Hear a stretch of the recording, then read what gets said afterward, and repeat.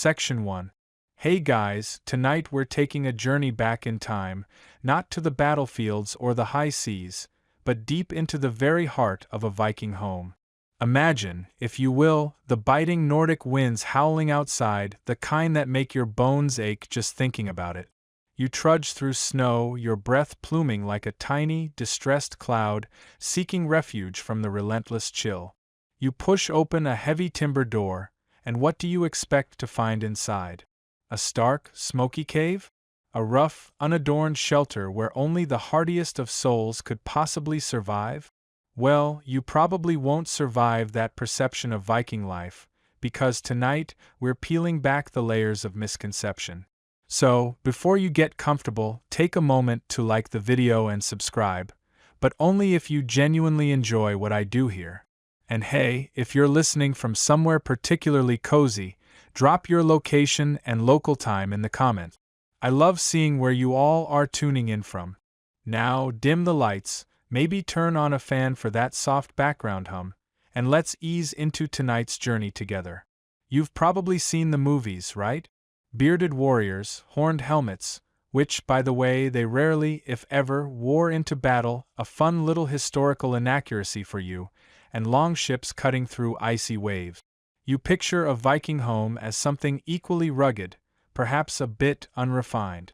A place where practicality trumped comfort, where the focus was on survival, not on interior design.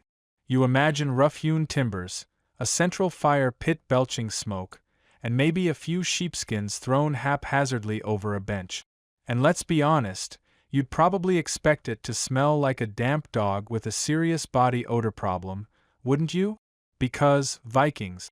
Brutality. Cold. Simple, right? But what if I told you that this widely accepted image, while containing elements of truth about their sturdy construction and the harsh environment, misses a crucial, almost delightful detail? What if I told you that the Viking longhouse, far from being a Spartan, chilly dwelling, was often a surprisingly warm, inviting, and even decorated haven? It's a stark contrast to the axe-wielding, dragon-headed longship image, isn't it?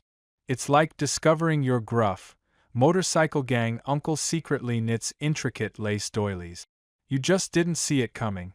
Tonight, we're going to challenge that cold, barren stereotype and reveal a hidden world of Viking domesticity, a world where the primary architects of comfort were not the carpenters or the stonemasons, but the skilled hands that spun and wove. We're talking about textiles, my friends. Yes, the very fabric of their lives, literally and figuratively, was woven with an unexpected dedication to coziness. Forget your minimalist Scandinavian design trends for a moment. The original Scandinavians were actually quite maximalist when it came to soft furnishings. They practically invented the hygge movement, centuries before it became a trendy hashtag. Imagine stepping into one of these longhouses on a frigid winter's night. The first thing that strikes you isn't the biting cold, but a palpable sense of warmth.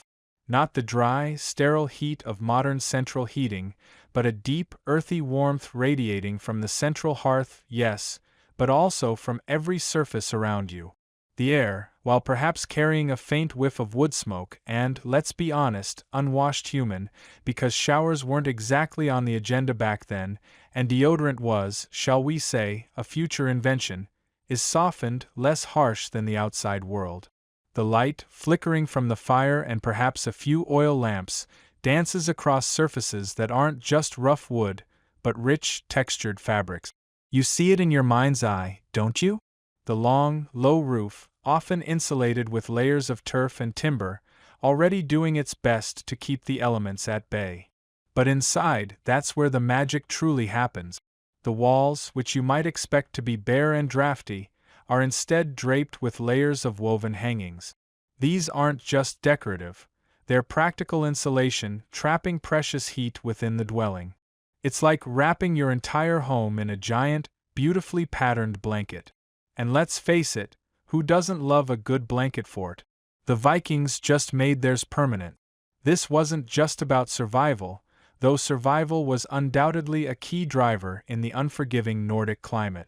It was also about creating a sense of home, a sanctuary from the relentless external world. Think about it. When you spend your days battling elements or enemies, or just the sheer boredom of a long winter, your home becomes everything. It becomes your refuge, your stronghold, and your comfort zone.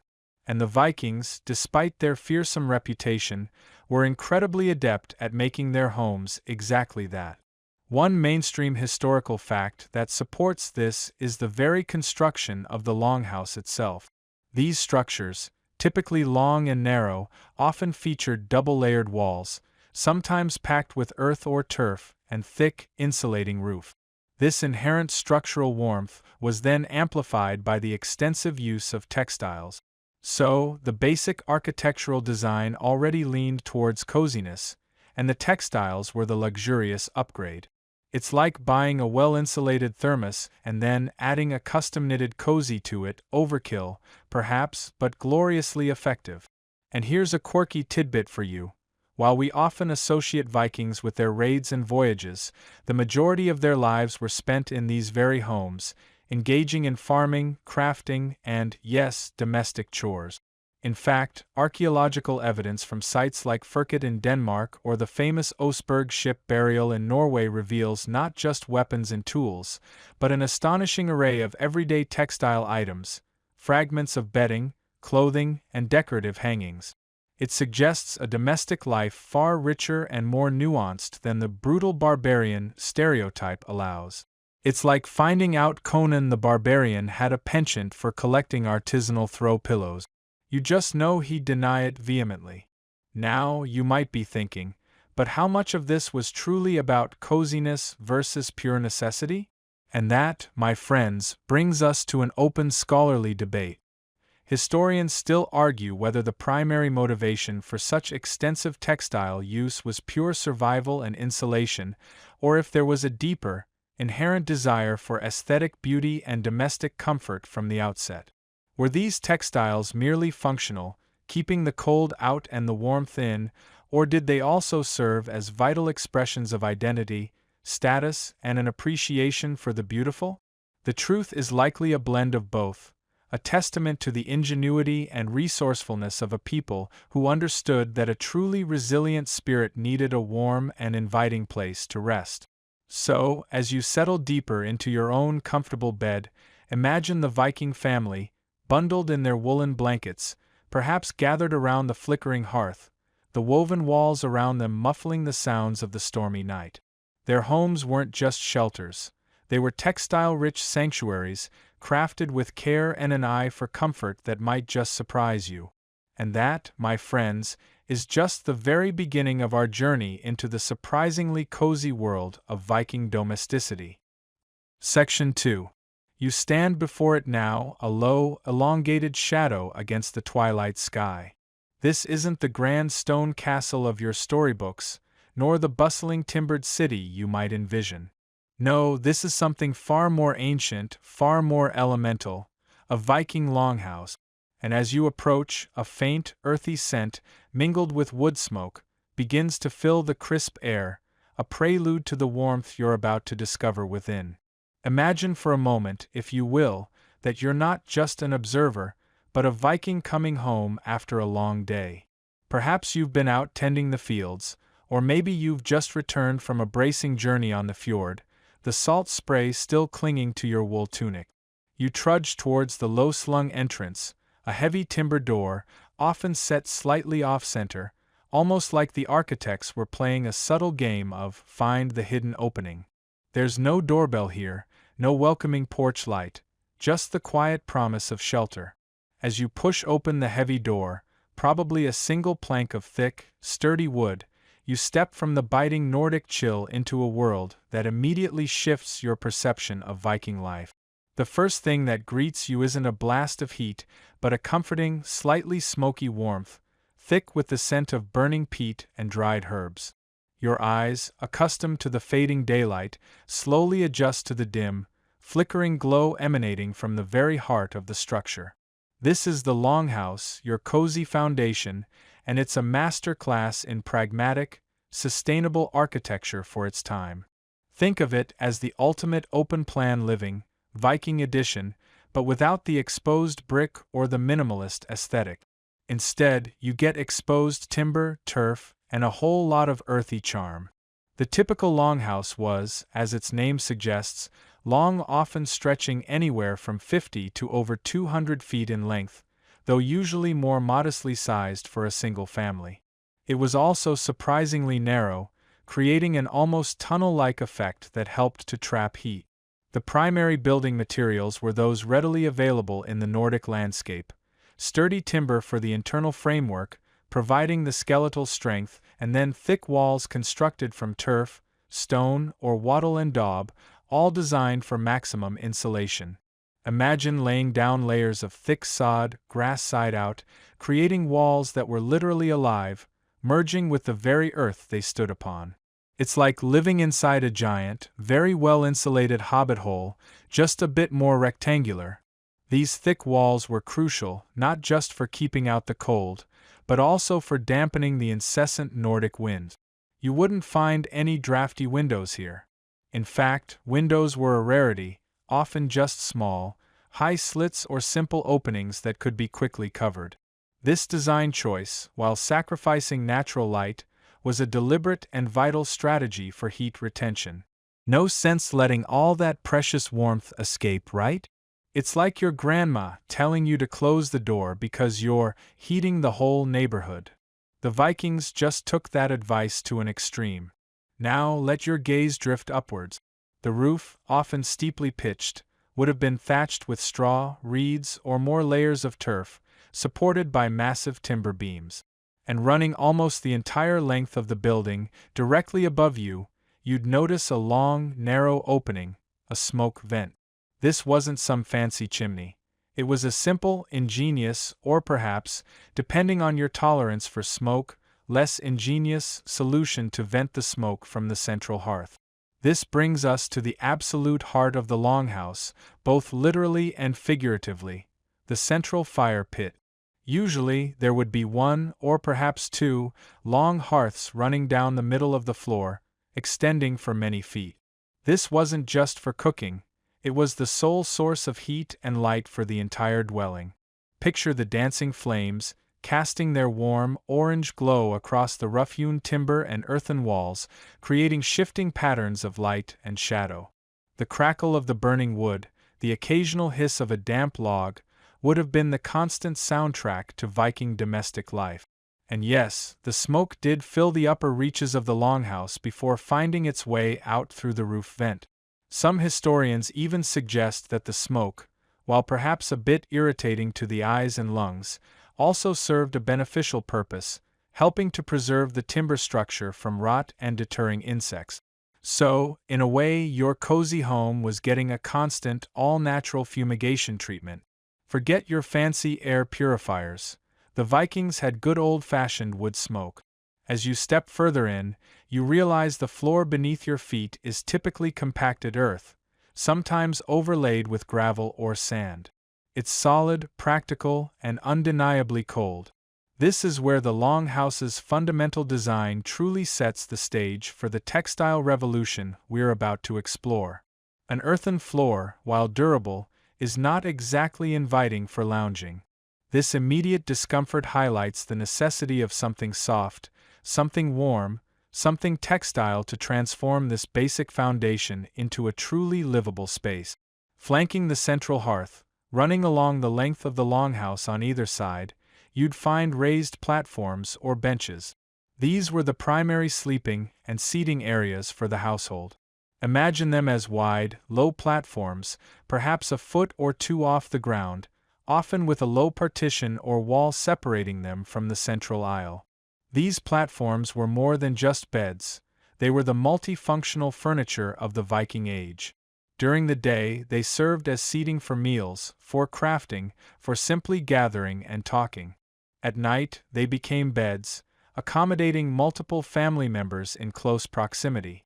The sheer practicality of these platforms, however, also underscores their inherent lack of comfort. A bare wooden plank is not exactly a cloudsoft mattress, is it? Again, the design of the longhouse, with its simple, functional furnishings, demanded the addition of textiles to make these spaces truly habitable and comfortable. Beyond the main living area, some longhouses, particularly in colder regions or for wealthier families, might have incorporated stalls for livestock at one end, separated by a partition. This ingenious design meant that the body heat from the animals contributed to the overall warmth of the dwelling. Imagine your roommate literally being a cow, which, let's be honest, is probably better than some human roommates you've had. Historians still argue whether this practice was universal or more common in certain areas or for specific social classes, but the principle was sound: shared warmth, shared space, shared aromas. The communal nature of the longhouse is also key. There were no separate rooms as you know them, no private bedrooms with doors you could lock. Life was lived in shared space.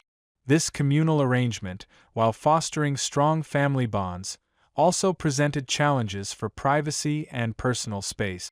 This is another area where the longhouse's basic design, or lack of internal divisions, created a perfect canvas for textile solutions. How do you create a sense of personal space when everyone is effectively in one giant room? Textiles, dear listener, textiles. Think about the atmosphere. The dimness, the constant low light from the fire, the way sounds would echo and dissipate within the long, open space. The lack of natural light meant that any color, any pattern, any visual interest would have to come from within. The inherent simplicity of the longhouse's construction, its rough timber, its earthen walls, its basic wooden benches, created a blank canvas, almost begging for decoration and warmth. It was a functional, robust shell, designed to protect its inhabitants from the harsh elements, but it was far from inherently cozy. And this, my friend, is where the magic begins. The longhouse, in its very bones, in its fundamental design, was a testament to practicality and survival. It was built to keep out the cold, to shelter families and sometimes their animals, to provide a central hearth for sustenance. But it was also a structure that, by its very nature, cried out for softness, for color, for insulation, for division, for comfort. It was a stage perfectly set for the introduction of textiles, not as mere embellishments, but as indispensable components that transformed a functional shelter into a warm, inviting, and surprisingly sophisticated home. The longhouse laid the groundwork. Now we're ready to see how Vikings built their comfort upon it, stitch by careful stitch. Section 3. Now, imagine you're standing in the chilly air of a Nordic farmstead, the wind whipping around you. You've got the longhouse foundation set, the walls are up, and you're already feeling a tiny bit warmer just thinking about it. But what made those walls, those beds, those very surfaces inside feel so much more inviting than the raw timber and earth?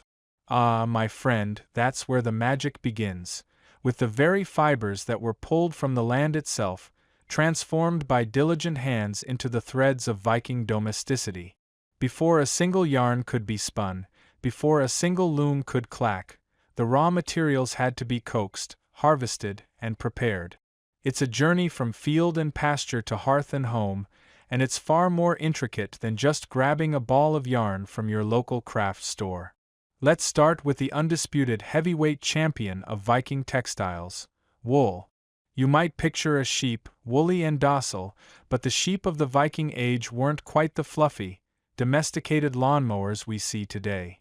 We're talking about hardy, resilient breeds, often descendants of the northern European short-tailed sheep, similar to the modern Icelandic or Gotland sheep. These weren't your pampered merino sheep, bred for superfine, itch-free sweaters. Oh no. These were tough little creatures, perfectly adapted to the harsh Nordic climate, and their wool reflected that resilience. You'd find a fascinating duality in their fleece. A coarse, shaggy outer coat, often called the hair layer, which was incredibly durable and water-repellent, shedding rain and snow with ease. It was the original Gore-Tex, just, organic and a little more sheep-smelling. Beneath that, nestled close to the skin, was a finer, softer undercoat, which provided the actual insulation. It's like nature's built-in layering system, and it was absolutely essential for survival in a world without central heating or even decent draft excluders. Obtaining this precious wool wasn't always a simple matter of shearing, either. While shears existed, they weren't universally available or as efficient as modern ones. For many of these ancient breeds, particularly the short-tailed varieties, a significant portion of their fleece would naturally shed or pluck in the spring. Imagine, if you will, the Viking farmer gently plucking handfuls of wool from their sheep, almost like a giant, very patient, and slightly bewildered human lint roller. It sounds like a spa treatment for the sheep, doesn't it? Oh yes, just a little more off the shoulder, please, I'm feeling a bit warm. This plucking method yielded a mix of lengths and textures, which then needed to be sorted and cleaned. The lanolin, that natural waxy substance in wool, would have been present in abundance, giving the raw fleece a distinct, earthy, almost oily scent. It's the smell of warmth, of protection, of a very busy sheep. And it certainly wasn't the kind of smell you'd find in your laundry detergent aisle today, unless your laundry detergent was specifically designed to smell like authentic Viking sheep. This raw wool, once harvested, was a miracle fiber. It's naturally crimped, meaning it has a springy, wavy structure that traps air, making it an excellent insulator. It's also incredibly durable and resistant to wear and tear, a quality that was absolutely non-negotiable when your blankets and clothes had to last for years, through hard work and harsh conditions. And the colors! Before the advent of widespread dyeing, Viking wool would have come in a beautiful palette of natural hues. Creamy whites, various shades of gray from light silver to charcoal, earthy browns, and even some blacks. These natural variations would have been woven together, creating subtle, organic patterns that speak to the understated beauty of a world before synthetic colors. You might think, oh, how boring, just natural colors. But imagine the rich texture, the way the light catches the different fibers, the inherent warmth emanating from something so directly connected to the animal it came from. It's like the original minimalist aesthetic, but with a lot more sheep. Now, let's turn our attention to the unsung hero of Viking textiles, flax. While wool provided the bulk and the warmth, flax offered a different kind of comfort and utility. You see, flax is a plant, a tall, slender stalk that produces the fibers we know as linen. Cultivating flax was a completely different endeavor from raising sheep, demanding a different kind of agricultural knowledge and a whole lot of elbow grease. You'd plant the seeds in spring, watch the delicate blue flowers bloom in summer, and then, crucially, harvest the stalks in late summer before they fully ripened. This wasn't a job for the faint of heart or the easily bored. The process of turning flax stalks into usable fiber was, to put it mildly, an olfactory adventure. After harvesting, the stalks were subjected to retting. This involved soaking them in water, often a slow-moving stream, a pond, or even just dew on the ground, for several weeks. The goal? To allow bacteria to break down the pectin that binds the fibers to the woody core of the plant. And let me tell you, that bacterial action creates a smell. A pungent, earthy, slightly sulfuric smell that would make a modern city dweller wrinkle their nose and probably call the hazmat team. It's the smell of decomposition, of transformation, of a truly committed textile artist. Imagine trying to explain that aroma to your friends. Oh, that's just the smell of my new bedsheets, they're authentically Viking ret. You probably wouldn't get many sleepover invitations. Once the retting was complete, and the stalks were sufficiently stinky and softened, they were dried and then subjected to a process called scutching.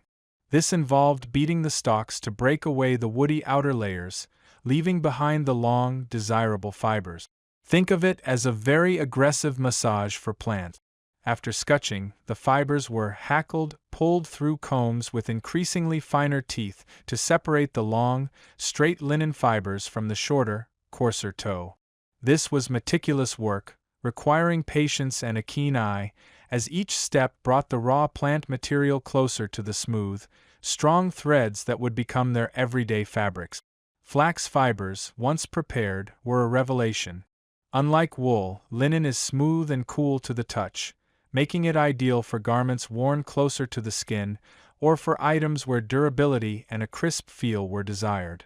It's incredibly strong, much stronger than wool, which made it excellent for things like sails, a critical component of Viking life, but also for sturdy clothing, bags, and yes, even some bedding.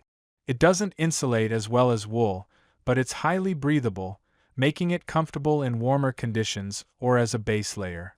Historians still argue whether flax cultivation was as widespread across all Viking territories, given regional climates and soil differences, but its presence in archaeological finds confirms its importance. It's a testament to their ingenuity that they mastered both the cozy warmth of wool and the crisp strength of linen. While wool and flax were the undeniable stars of the Viking textile show, there were other supporting acts. Nettles, for instance, could also be processed to yield a strong, linen-like fiber, though it was more labor-intensive and less common. It's a bit like trying to make a gourmet meal out of weeds, possible, but not always practical. Animal hides and furs, while not fibers in the traditional sense, were also crucial for warmth and floor coverings, providing an additional layer of insulation and comfort. You might imagine a bearskin rug, but it was more likely sheepskins or reindeer hides, draped over benches or laid on the floor. These weren't just decorative, they were absolutely vital for survival. So, when you picture the raw materials of a Viking home, don't just think of logs and stones. Think of the living, breathing fibers. The sheep, patiently enduring their spring plucking or shearing, offering up their warm, lanolin-rich fleece. Think of the flax fields, swaying gently in the breeze, soon to embark on their smelly transformation in the Redding Pond. These weren't just commodities. They were integral parts of the ecosystem, harvested with respect and transformed with incredible skill. They are the very first threads in the story of how Viking homes became surprisingly cozy, proving that even in the toughest environments, comfort finds a way. Section 4. You've explored the raw materials, the hardy wool from those surprisingly resilient sheep, the versatile flax that grew so well in the northern lands. You've imagined them gathered, cleaned, and perhaps even dyed with the earth's vibrant pigments. But now we move from the raw potential to the crafted reality, a transformation that turns humble fibers into the very essence of Viking comfort. This is where the true alchemy happened, where warmth was quite literally spun and woven into existence, thread by painstaking thread. Imagine, if you will, a longhouse interior, perhaps a bit smoky from the central hearth, but otherwise filled with the quiet hum of domestic industry. Your hands, if you were a Viking woman or and often men too, for certain tasks, would be intimately familiar with the feel of unspun fiber. For wool, it's a soft, slightly oily cloud, sometimes tangled, sometimes holding bits of straw or burrs. For flax, once wet and processed, it's a stiffer, more lustrous bundle, ready to be softened and separated. Before you can even think about weaving, you need yarn. And yarn, my friend, does not simply appear. The first step in this fascinating journey is spinning. It's a process so ancient, so fundamental, that it almost feels like a primal act of creation. You begin by preparing the fibers. For wool, this often involved carding, taking two paddle-like boards with rows of wire teeth and gently combing the wool between them, aligning the fibers, removing impurities, and creating a fluffy, airy mass called a rolag or a sliver. Think of it like brushing a very shaggy dog, but with a purpose beyond just de-shedding. For flax, the preparation was more intensive, involving multiple stages of retting, rotting the outer stalk to free the fibers, scutching, beating and scraping to remove woody bits, and hackling, combing with progressively finer combs to separate and straighten the long, strong bast fibers. It's all about getting those individual strands ready to be twisted into something cohesive. Now, picture yourself with a prepared bundle of fibers, perhaps tucked under your arm or draped over a distaff, a stick that holds the unspun fiber. In your hand, you hold the simplest yet most ingenious tool for spinning, the drop spindle. It's essentially a stick, often made of wood, with a weighted disc called a spindle whorl near the bottom. The whorl, which could be made of stone, clay, bone, or even wood, provides the momentum. You attach a few fibers from your prepared bundle to the top of the spindle, give it a gentle flick to set it spinning, and then, with practiced fingers, you begin to draft the fibers. Drafting is the art of gently pulling and attenuating the fibers, drawing them out to a consistent thickness, while the rotating spindle below twists them together. It's a delicate dance between your fingers, controlling the fiber supply and the downward pull of gravity on the spinning spindle, which adds the necessary twist. You can almost hear it, can't you? The soft, almost imperceptible whir of the spindle as it descends, the gentle whisper of fibers being drawn out, the quiet thunk as it occasionally hits the floor, signaling it's time to wind the newly spun yarn onto the shaft. It's a truly meditative sound, a constant backdrop to daily life in a Viking home. It's like a very early form of fidget spinner, if your fidget spinner actually produced something incredibly useful and kept you warm in the winter. This wasn't a quick task. To produce enough yarn for even a modest blanket, you would need to spin for hundreds of hours. It was a constant, ongoing process, often done while walking, tending to children, or even chatting with neighbors. The very consistency of the yarn, its thickness, its twist, would determine the quality and durability of the final textile. You can imagine the satisfaction as a bobbin of perfectly spun yarn grew thicker and thicker, a tangible representation of hours of patient work. And here's a quirky tidbit. Archaeologists have unearthed spindle whorls of remarkably varied sizes. Some are incredibly tiny, suggesting the creation of incredibly fine, delicate threads, perhaps for intricate embroidery or very lightweight, luxurious garments. Others are quite large and heavy, indicating a need for thick, sturdy yarn, ideal for durable blankets, heavy cloaks, or even the massive, wind-resistant sails that propelled their longships across the waves. This diversity tells us much about the varied textile needs of the Viking Age. Once you had mountains, and I do mean mountains, of spun yarn, the next grand step was weaving. This is where individual threads are transformed into a cohesive, warm, and often beautiful fabric. The dominant loom in the Viking Age was the warp-weighted loom, a truly ingenious piece of technology that was widespread across northern Europe.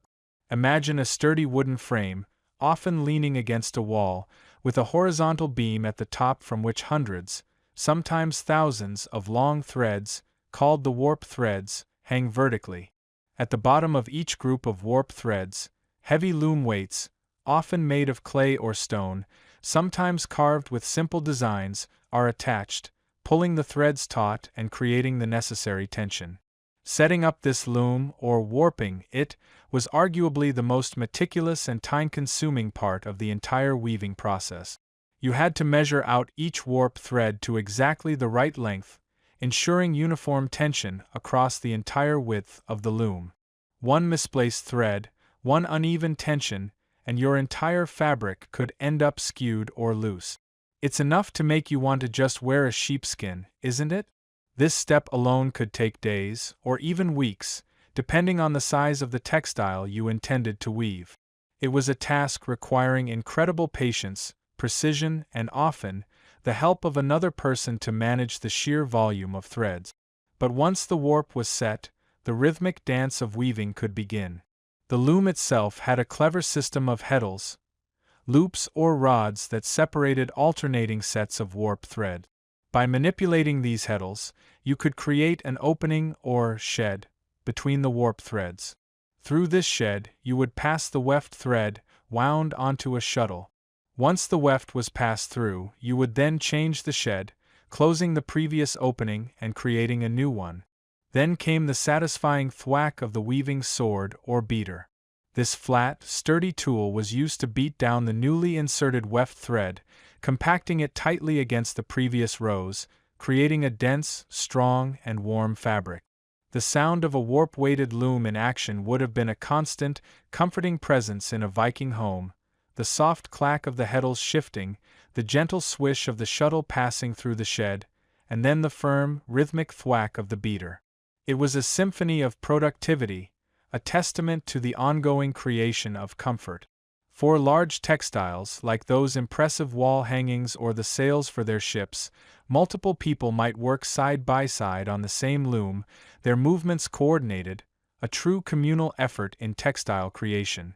While plain weave, a simple over-under pattern, was common, Vikings were also adept at more complex structures, notably twill weave. In a twill weave, the weft thread passes over two or more warp threads and then under one or more, creating a distinctive diagonal line in the fabric. This technique produces a more durable, often softer, and more flexible fabric perfect for clothing that needed to withstand the elements, or blankets that needed to be both warm and pliable. The sophistication of some of these twill weaves, found in archaeological excavations, is truly remarkable. In fact, historians still argue whether the complexity of some surviving textile fragments suggests professional weavers existed, perhaps even specialized workshops, or if all high-quality weaving was purely a domestic skill passed down through generations within the family unit. Imagine the satisfaction as the fabric slowly grew, inch by painstaking inch, emerging from the chaos of individual threads into a coherent, tactile surface. A blanket for the bed, a tunic for wear, a grand wall hanging to insulate and adorn. This wasn't just craft. It was a fundamental act of survival and an expression of domesticity. They didn't have central heating, but they certainly had central weaving, a constant, productive hum that transformed raw materials into the very fabric of their cozy life. Each spun thread, each beaten weft, contributed directly to the warmth, the comfort, and the surprising softness of a Viking home. It was a tangible manifestation of ingenuity, perseverance, and the deep human need to create a sanctuary against the wild world outside. Word count: 1,368. Awaiting, continue. Section 5. You've journeyed with us through the very fibers and the intricate weaving that gave life to Viking textiles. Now, imagine yourself standing inside that longhouse again, but this time, the sun is setting, casting long, flickering shadows from the central hearth. The chill of the Nordic evening begins to seep in, a subtle reminder that outside, the world is preparing for a long, unforgiving night. This is where the true genius of Viking textile use comes into its own, transforming a drafty, earthen-floored structure into a surprisingly vital and deeply comforting sanctuary. We're talking about essential comfort, your bedding and your blankets. Think about your own bed right now. Your plush mattress, perhaps a memory foam topper, crisp cotton sheets, a fluffy duvet. Now, gently let that image dissipate. We're stepping back in time, not to a world of deprivation, but to one where comfort was reimagined through ingenuity and the tireless work of human hands. Your Viking bed won't have springs, but it will have layers, and those layers are everything. As dusk deepens, you'd find yourself drawn towards the raised platforms or benches that typically lined the long walls of the house. These weren't just for sitting during the day, they were the foundation of your nocturnal haven. Picture a wide, sturdy wooden bench, perhaps a foot or two off the ground. This elevation wasn't just for prestige. It was a crucial barrier against the cold, damp earth floor, creating a pocket of slightly warmer air. It's like the original platform bed, only instead of a minimalist aesthetic, it's all about maximum utility. So, you've got your sturdy wooden base. What comes next? Well, you wouldn't just flop down on a hard plank, would you? The first layer of true comfort often came from nature itself. Straw, dried hay, or even soft, insulating moss. This was your mattress filling, your primitive spring system. It provided a remarkable degree of cushioning, absorbing the lumps and bumps of the wooden base. Imagine the rustle as you settle in, the earthy scent of dried grasses filling your nostrils. It's a sensory experience far removed from your hypoallergenic pillow. Now, a little secret about straw bedding. It was cozy, yes, but also a magnet for, let's just say, uninvited guests. Small, six-legged creatures found it quite appealing. So, every now and then, the entire contents of the mattress would have to be dragged outside, shaken out, and replenished. It was an ancient form of pest control, or perhaps, as one Viking might have sarcastically quipped, just adding a bit of protein to your bedtime snack. On top of this rustic mattress, you'd find another layer, a woven mat or a coarser textile, designed to keep the scratchy straw from poking through and to offer a smoother surface. Think of it as your fitted sheet, but made of sturdy, undyed wool or linen, designed for durability rather than thread count. This was the barrier between you and your, potentially buggy, mattress. Now, for the serious warmth.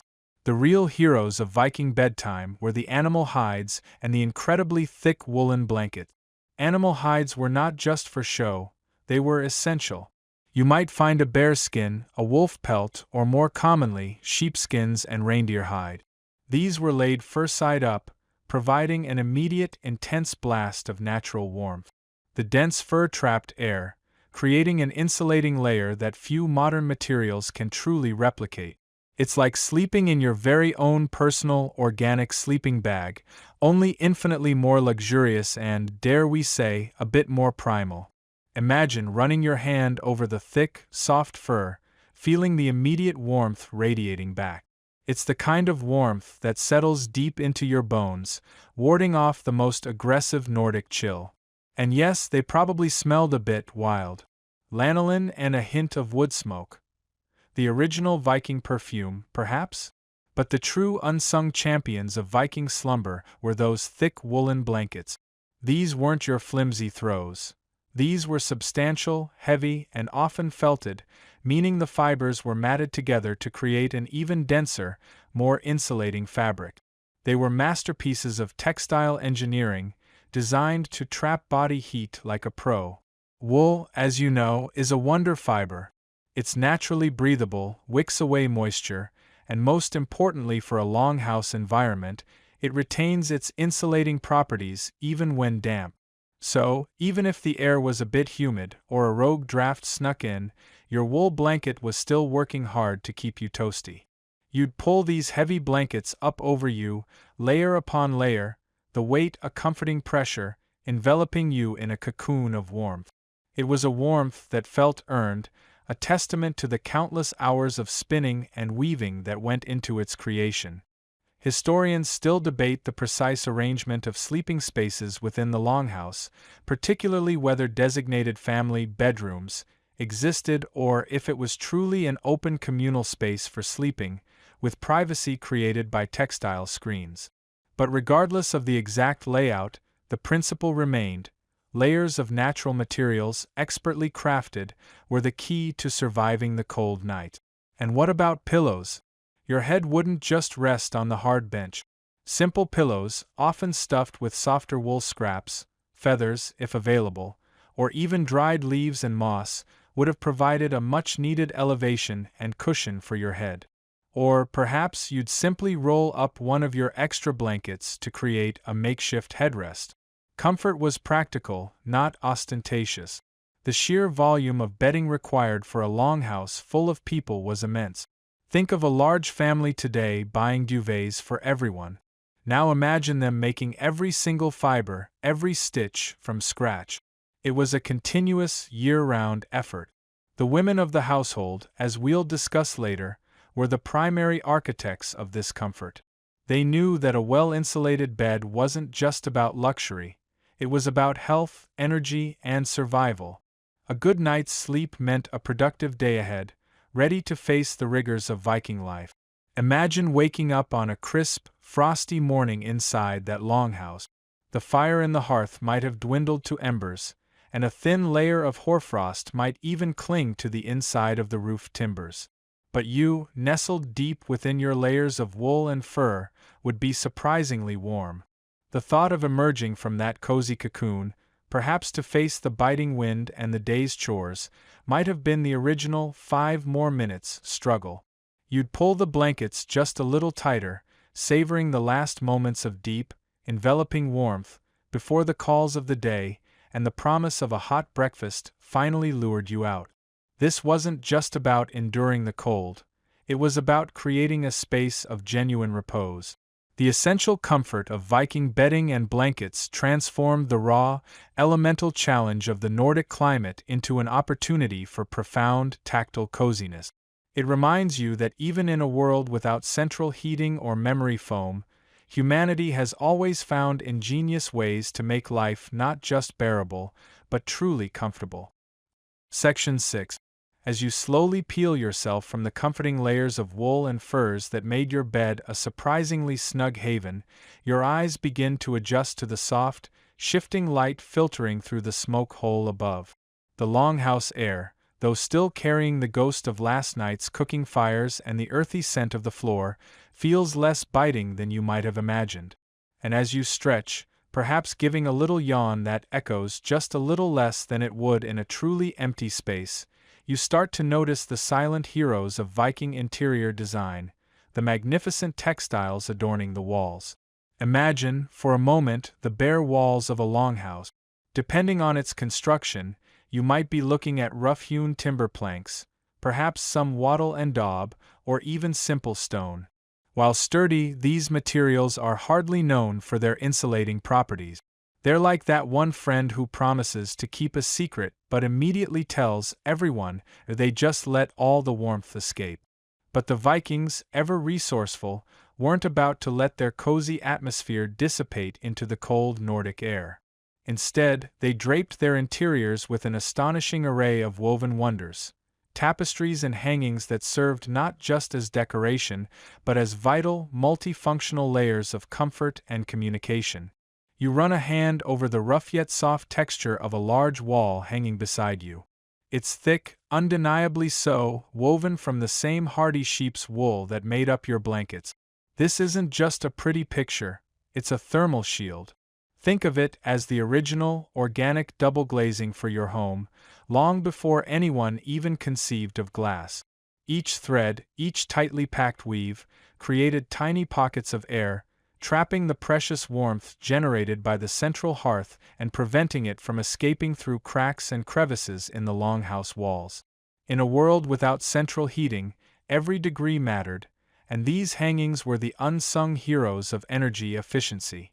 They were the original hygge before hygge was a trending hashtag, ensuring that even on the most blustery winter nights, the heart of the home remained a sanctuary, a place where you could truly thaw out after a long day of, say, foraging for berries, or perhaps just existing in the bracing outdoors. But their function extended beyond mere insulation. Consider the acoustics of a large, open longhouse filled with people, animals, and the general hubbub of daily life. The sounds of conversations, the clatter of tools, the rustling of straw, the occasional bleat of a sheep seeking refuge indoors, it could quickly become an overwhelming cacophony. Those soft, fibrous wall hangings acted like giant, ancient sound-dampening panels. They absorbed echoes and muffled ambient noise, creating a calmer, more pleasant auditory environment. It's the kind of subtle improvement you might not consciously notice until it's gone, like suddenly realizing how much more peaceful your modern home is after you finally hang those curtains you bought 3 years ago. So, while you're enjoying a quiet evening by the fire, listening to the gentle murmur of voices, you can thank these woven wonders for helping to keep the longhouse from sounding like a permanent, very loud barnyard disco. This practical, yet often overlooked, acoustic benefit is a quirky little tidbit that really highlights the sophisticated understanding Vikings had of their living spaces. Now, let your eyes drift across the wall, really taking in the patterns and colors. This is where the artistic magic truly comes alive. Forget stark, minimalist Scandinavian design for a moment. Viking interiors were vibrant. These hangings, often dyed with natural pigments derived from plants, minerals, and even insects, burst with earthy reds, blues, yellows, and greens. They transformed what could have been a dim, smoky interior into a canvas of shifting light and shadow, a dynamic backdrop to daily life. Imagine stepping into a longhouse on a dreary, overcast day, and being greeted by a wall ablaze with the depiction of a dragon, or a ship sailing across a stylized sea, or perhaps a procession of figures.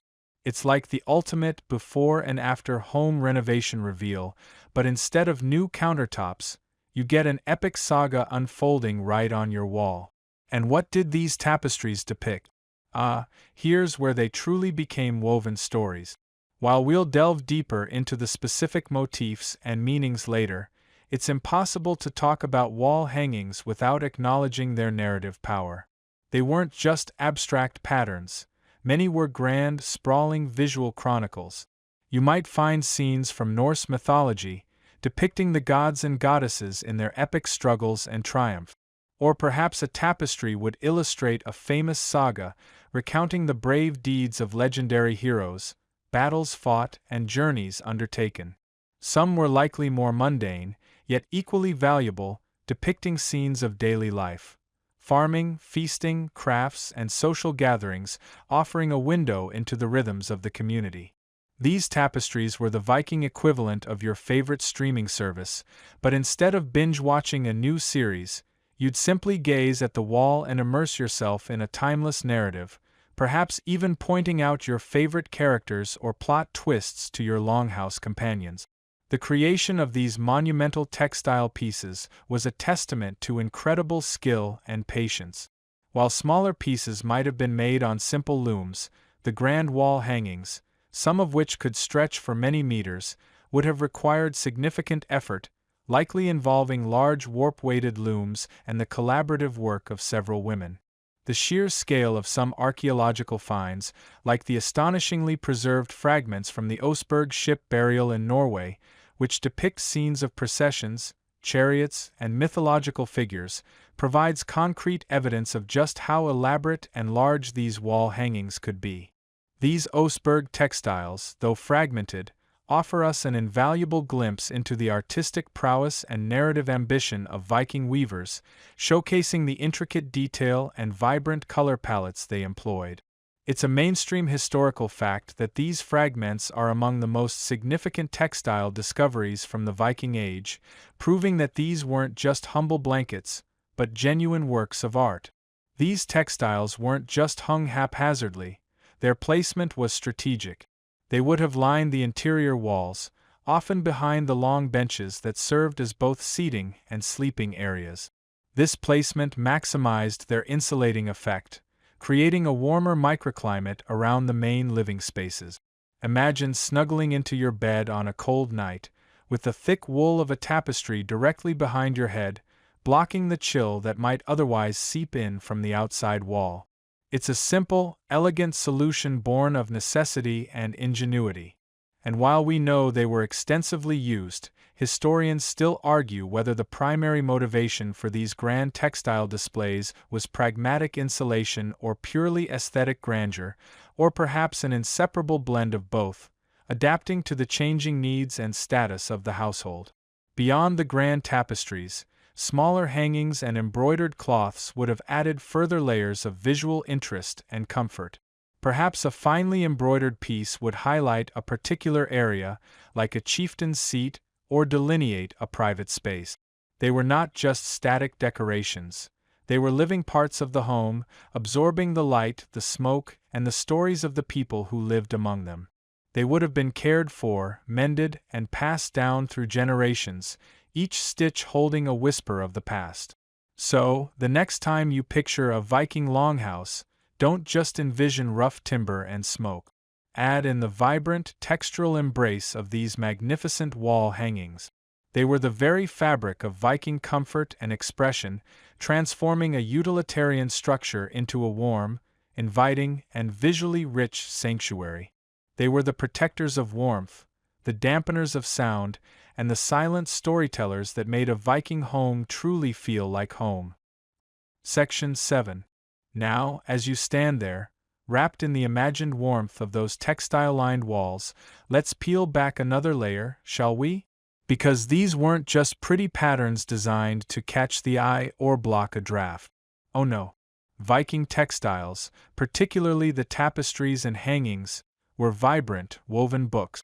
They were the original visual storytelling, long before Netflix or even illuminated manuscripts. You're about to discover that every stitch, every color, every intertwining line held a whispered tale, a hidden meaning, a piece of the very soul of the Viking world. Imagine leaning in, nose almost touching the coarse, yet surprisingly soft, wool of a wall hanging. You wouldn't just see a pattern, you'd read it.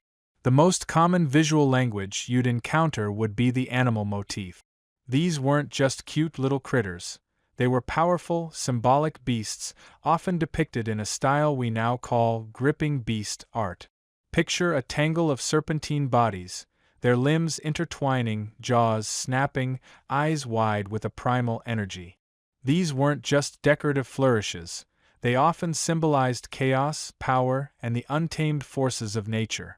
Sometimes they represented specific mythical creatures, like the Midgard serpent, Jormungandr, whose colossal body encircled the entire world, or the terrifying wolf Fenrir, whose eventual escape would herald Ragnarok. It's like their version of a superhero comic, but with more fangs and less spandex. Then there are the birds. Ravens, for instance, were sacred to Odin, his two ravens, Hugin, thought, and Munin, memory, flying across the world daily to bring him news. Seeing a raven motif might remind you of wisdom, prophecy, or even the grim reality of battle, where ravens often feasted on the fallen. Eagles, too, soared through their art, embodying nobility and strength. It's a bit like how we might put a majestic lion on a family crest today, except for the Vikings, these animals were deeply integrated into their cosmology. Beyond the snarling beasts, you'd also find an astonishing array of geometric and interlace patterns. Think of intricate knots that seem to have no beginning or end, spiraling designs that draw your eye deeper and deeper into their labyrinthine depths. These weren't just for visual appeal, though they were certainly beautiful. The endless knots, for example, often symbolized eternity, the interconnectedness of all things, or perhaps even the cyclical nature of life and death. It's the kind of pattern that, if you stare at it too long after a long day of axe-throwing practice, might just make your eyes cross. Historians still debate whether these complex interlace patterns were purely aesthetic or always carried a specific mythological significance, but it's hard to deny the hypnotic pull of their endless flow. More rarely, but profoundly, you would encounter textiles depicting human figures or narrative scenes. The most famous examples come from the Oseberg ship burial, where fragments of an incredibly elaborate tapestry were found. This mainstream historical fact reveals a vibrant, detailed procession, possibly a religious ritual or a mythological narrative, complete with figures riding horses, chariots, and even a man leading an animal on a leash. Imagine walking into a longhouse and seeing a scene from the sagas unfolding on the wall, woven in vibrant wool. It would be like having your favorite epic poem constantly playing in your living room, without the annoying commercials. These were not just decorations, they were visual reminders of their shared history, their gods, their heroes, and their place in the cosmos. They reinforced communal memory and belief, acting as powerful cultural anchors in a world without widespread literacy. Sometimes you might even spot specific symbols woven into the fabric. While not as common on large tapestries as on smaller, personal items, symbols like Thor's hammer, Mjolnir, might appear, offering protection and strength. The Våknut, a symbol of three interlocking triangles, often associated with Odin and fallen warriors, could also be found. These weren't just abstract doodles, they were powerful sigils imbued with belief and intent. It's a bit like wearing a lucky charm, but instead of a tiny rabbit's foot in your pocket, you've got a massive, woven blessing on your wall. And speaking of luck, here's a quirky tidbit. Some scholars suggest that certain patterns, particularly the more abstract and complex ones, weren't just symbolic but also apotropaic, meaning they were believed to ward off evil spirits or bad luck. So, your cozy wall hanging wasn't just keeping you warm, it might have been actively chasing away ghouls while you slept. No wonder they felt so safe. The colors themselves also told a story. The rich reds, deep blues, earthy greens, and vibrant yellows weren't just chosen for aesthetic appeal. They spoke of the resources available, the skill of the dyer, and the effort invested. Madder root gave them those deep, passionate reds, while woad provided blues that could range from sky-like lightness to the profound depth of the ocean. These natural dyes were labor-intensive to produce, making a textile rich in varied, strong colors a clear indicator of wealth and status. It was like saying, "Yes, we're doing very well, thank you very much, and we have the perfectly dyed wall hanging to prove it." Think about the women who created these masterpieces. They were not merely craftspeople, they were the custodians of their culture's visual language, the weavers of memory and meaning. They translated abstract concepts, epic tales, and deep-seated beliefs into tangible form, stitch by painstaking stitch. They were the ultimate storytellers, creating narratives that would silently educate, inspire, and protect their families for generations. It's a job that required immense skill, patience, and a profound understanding of their world. Imagine trying to explain the symbolism of a particularly complex gripping beast pattern to a restless toddler. No, Bjorn, that's not a fluffy cat. That's the embodiment of primordial chaos. Now, stop pulling on it. So, when you picture a Viking home, don't just see functional textiles. See a living gallery, a vibrant library of woven stories. Each tapestry, each blanket, each cushion cover wasn't just a piece of fabric. It was a conversation piece, a teaching tool, a protective charm, and a testament to the rich inner world of the people who created and lived among them. They were a constant, silent reminder of their beliefs, their heritage, and their connection to the vast, mysterious cosmos. It was a language spoken not with words, but with wool, a symphony of symbols that resonated deeply within the longhouse walls. You might even find yourself wishing you had a woven saga hanging in your own living room, just to add a bit of ancient mystique to your modern life. Section 8. Now, imagine you're inside that longhouse again, feeling the cool, earthy breath of the floor beneath your bare feet. No underfloor heating here, sadly, not even a heated towel rail for your frosty toes. The foundational layer of any Viking home was, quite literally, the earth itself. Packed earth, often clay-rich, it was firm, yes, but undeniably cold, particularly during those long, dark Nordic winters. You wouldn't want to spend too much time lounging directly on it, unless you were a particularly hardy Viking or perhaps a very determined earthworm. But here's where the ingenuity, and indeed, the unexpected coziness, truly begins to unfold. The Vikings, bless their practical hearts, weren't about to let a little thing like a perpetually chilly floor dampen their domestic spirit. Oh no.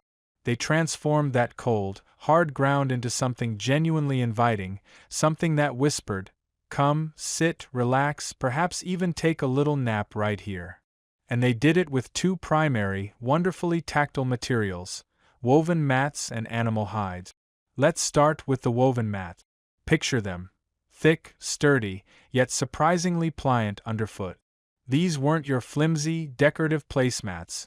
These were robust, utilitarian pieces of textile engineering designed for serious comfort.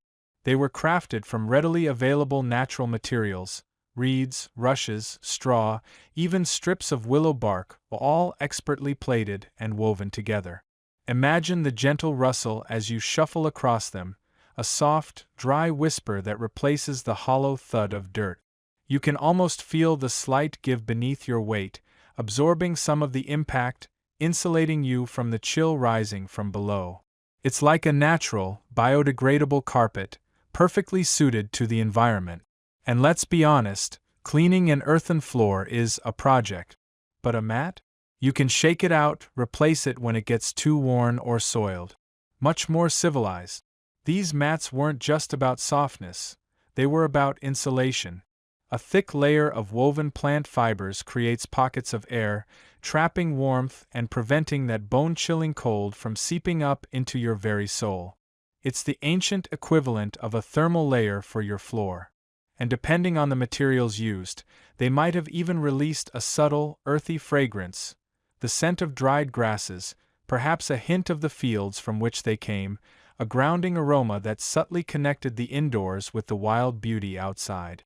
Some historians even suggest that certain fragrant herbs or plants might have been deliberately woven into these mats, not just for their pleasant aroma but also perhaps to deter insects or simply to freshen the air. Imagine stepping onto a mat subtly infused with the scent of wild mint or chamomile after a long day of, well, Viking. Quite the sensory upgrade, wouldn't you agree? Then, perched atop these foundational mats, or perhaps in prime locations near the hearth or alongside the sleeping platforms, you'd find the piece de resistance: animal hides. Ah, the animal hide. This is where the luxury in underfoot luxury truly earns its stripes. Sheepskins, naturally, were abundant. Their thick, lanolin-rich wool provided unparalleled warmth and softness. Imagine sinking your toes into that dense, springy fleece after a bracing walk outside. It's like a cloud for your feet, only warmer and slightly more sheep-smelling. But in the best possible way, of course. Beyond sheep, you'd find the hides of other domestic animals like cows, providing larger, more durable surfaces. And for the more prosperous households, perhaps even the skins of wilder beasts: deer, reindeer, or even the formidable bear. These weren't just functional, they were statements. A large, well-tanned bear hide near the chieftain's seat wouldn't just keep his feet warm, it would loudly proclaim his prowess as a hunter and his wealth. It's the Viking equivalent of a plush, designer rug, only with significantly more historical gravitas and, let's face it, a much more interesting story behind its acquisition. Oh, this old thing? Just wrestled it down myself last Tuesday, darling. The preparation of these hides, while perhaps not always to modern tanning standards, was sufficient to make them pliable and durable. They would have been scraped, stretched, possibly treated with smoke or bark extracts to prevent putrefaction and preserve their suppleness. The goal was to create a material that was not only insulating but also comfortable to sit or lie upon. Because remember, much of Viking life, especially in the evening, revolved around the floor. There were no rows of chairs and sofas as we know them. People would sit directly on the floor, often cross-legged or reclining, leaning against the walls or perhaps a low bench. These hides and mats made that existence not just tolerable, but genuinely comfortable. You could stretch out, read a saga, or listen to one being recited, mend a fishing net, or simply doze by the flickering fire, all without feeling the persistent chill of the earth seeping into your bones. It transformed the floor from a mere surface to a living, welcoming space. Think about the sensory experience again: the gentle give of the woven mat underneath, topped by the deep, yielding softness of a sheepskin. The way the firelight would catch the individual fibers, making them glow with a subtle warmth. The faint, comforting scent of wool, perhaps mingled with the smokiness of the longhouse hearth. It's a multi-sensory embrace of comfort. And yes, occasionally, a rogue straw might poke you, reminding you that luxury in the Viking Age wasn't always perfectly ergonomic, but it was there. One mainstream historical fact we can confidently assert is that the use of animal hides and woven plant fiber mats was a ubiquitous and essential aspect of Viking domestic life, providing both insulation and comfort on their unheated earthen floors. Archaeological excavations, particularly those in well-preserved sites like Greenland or areas with peat bogs, have yielded fragments of these textiles and hides, confirming their widespread use. While complete, pristine examples are rare due to the organic nature of the materials, the evidence is compelling. Now, for a quirky tidbit. While we often think of these as simply functional, there's a theory that some of the more elaborate woven mats might have been imbued with symbolic patterns, much like the tapestries we discussed earlier. Perhaps specific weaving patterns were believed to offer protection, or to bring good fortune to the household. It's a charming thought, isn't it? That even the very ground beneath your feet could be a silent guardian. And finally, for a point of scholarly contemplation, Historians still argue whether these floor coverings were routinely cleaned or simply replaced when they became too soiled or worn. Given the labor-intensive nature of textile production and the value placed on materials, it's likely they were cleaned as best as possible, perhaps beaten, aired out, or brushed. But the sheer practicality of replacing a worn-out mat with a fresh one, especially if materials were plentiful, also makes sense. Imagine trying to explain vacuum cleaner to a Viking. Their eyes would probably glaze over, or they'd offer you a goat in exchange for this magical dirt-eating beast. So, the next time you picture a Viking home, don't just see a rough-hewn structure with a dirt floor. Instead, envision a space where every step was cushioned, where the chill was held at bay by layers of natural warmth, and where the ground itself became a soft, inviting canvas for daily life. It's a far cry from barren, isn't it? It's a testament to how even the most basic elements could be transformed into sources of profound comfort and subtle domestic luxury. Section 9. You've explored the warmth woven into the walls, the softness laid upon the earth, and now, your weary legs, after imagining all that standing around in a longhouse, are probably begging for a sit-down. And guess what? The Vikings were way ahead of you. No, you won't be flopping onto a plush, overstuffed sectional with built-in cup holders and a remote control caddy. This isn't HGTV's Viking Renovation Challenge. But you will discover an unexpected layer of domesticity, a surprising commitment to personal comfort that often gets overlooked in the sagas of axes and adventures, the humble yet utterly essential cushion and padded seat. Imagine, if you will, the typical longhouse interior. Along the long walls, you've got those sturdy, built-in benches, often made of wood, sometimes earth-packed and timber-faced. These weren't just for sitting. They were the central social hubs, the dining areas, and, at night, the sleeping platforms. Now, picture yourself settling onto one of those hard, unyielding surfaces after a day of, let's say, vigorously negotiating trade deals in a brisk Nordic breeze, or perhaps just chasing a particularly stubborn goat around the farm. Not exactly inviting, is it? Your modern posterior, accustomed to the gentle embrace of memory foam and spring coils, would rebel almost instantly. This is where the textile magic truly kicks in, transforming a mere plank into a surprisingly cozy perch. Think of it as the original ergonomic solution, Viking style. While they might not have had fancy lumbar supports or adjustable heights, they understood the basic principle of, ouch, my butt hurts, let's put something soft here. And so, you'd find these benches softened, made hospitable, by a variety of ingenious textile solutions. The most common, and certainly the most comfortable, would have been cushions.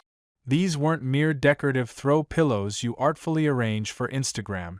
These were workhorses of comfort, designed for utility first, and often beauty second.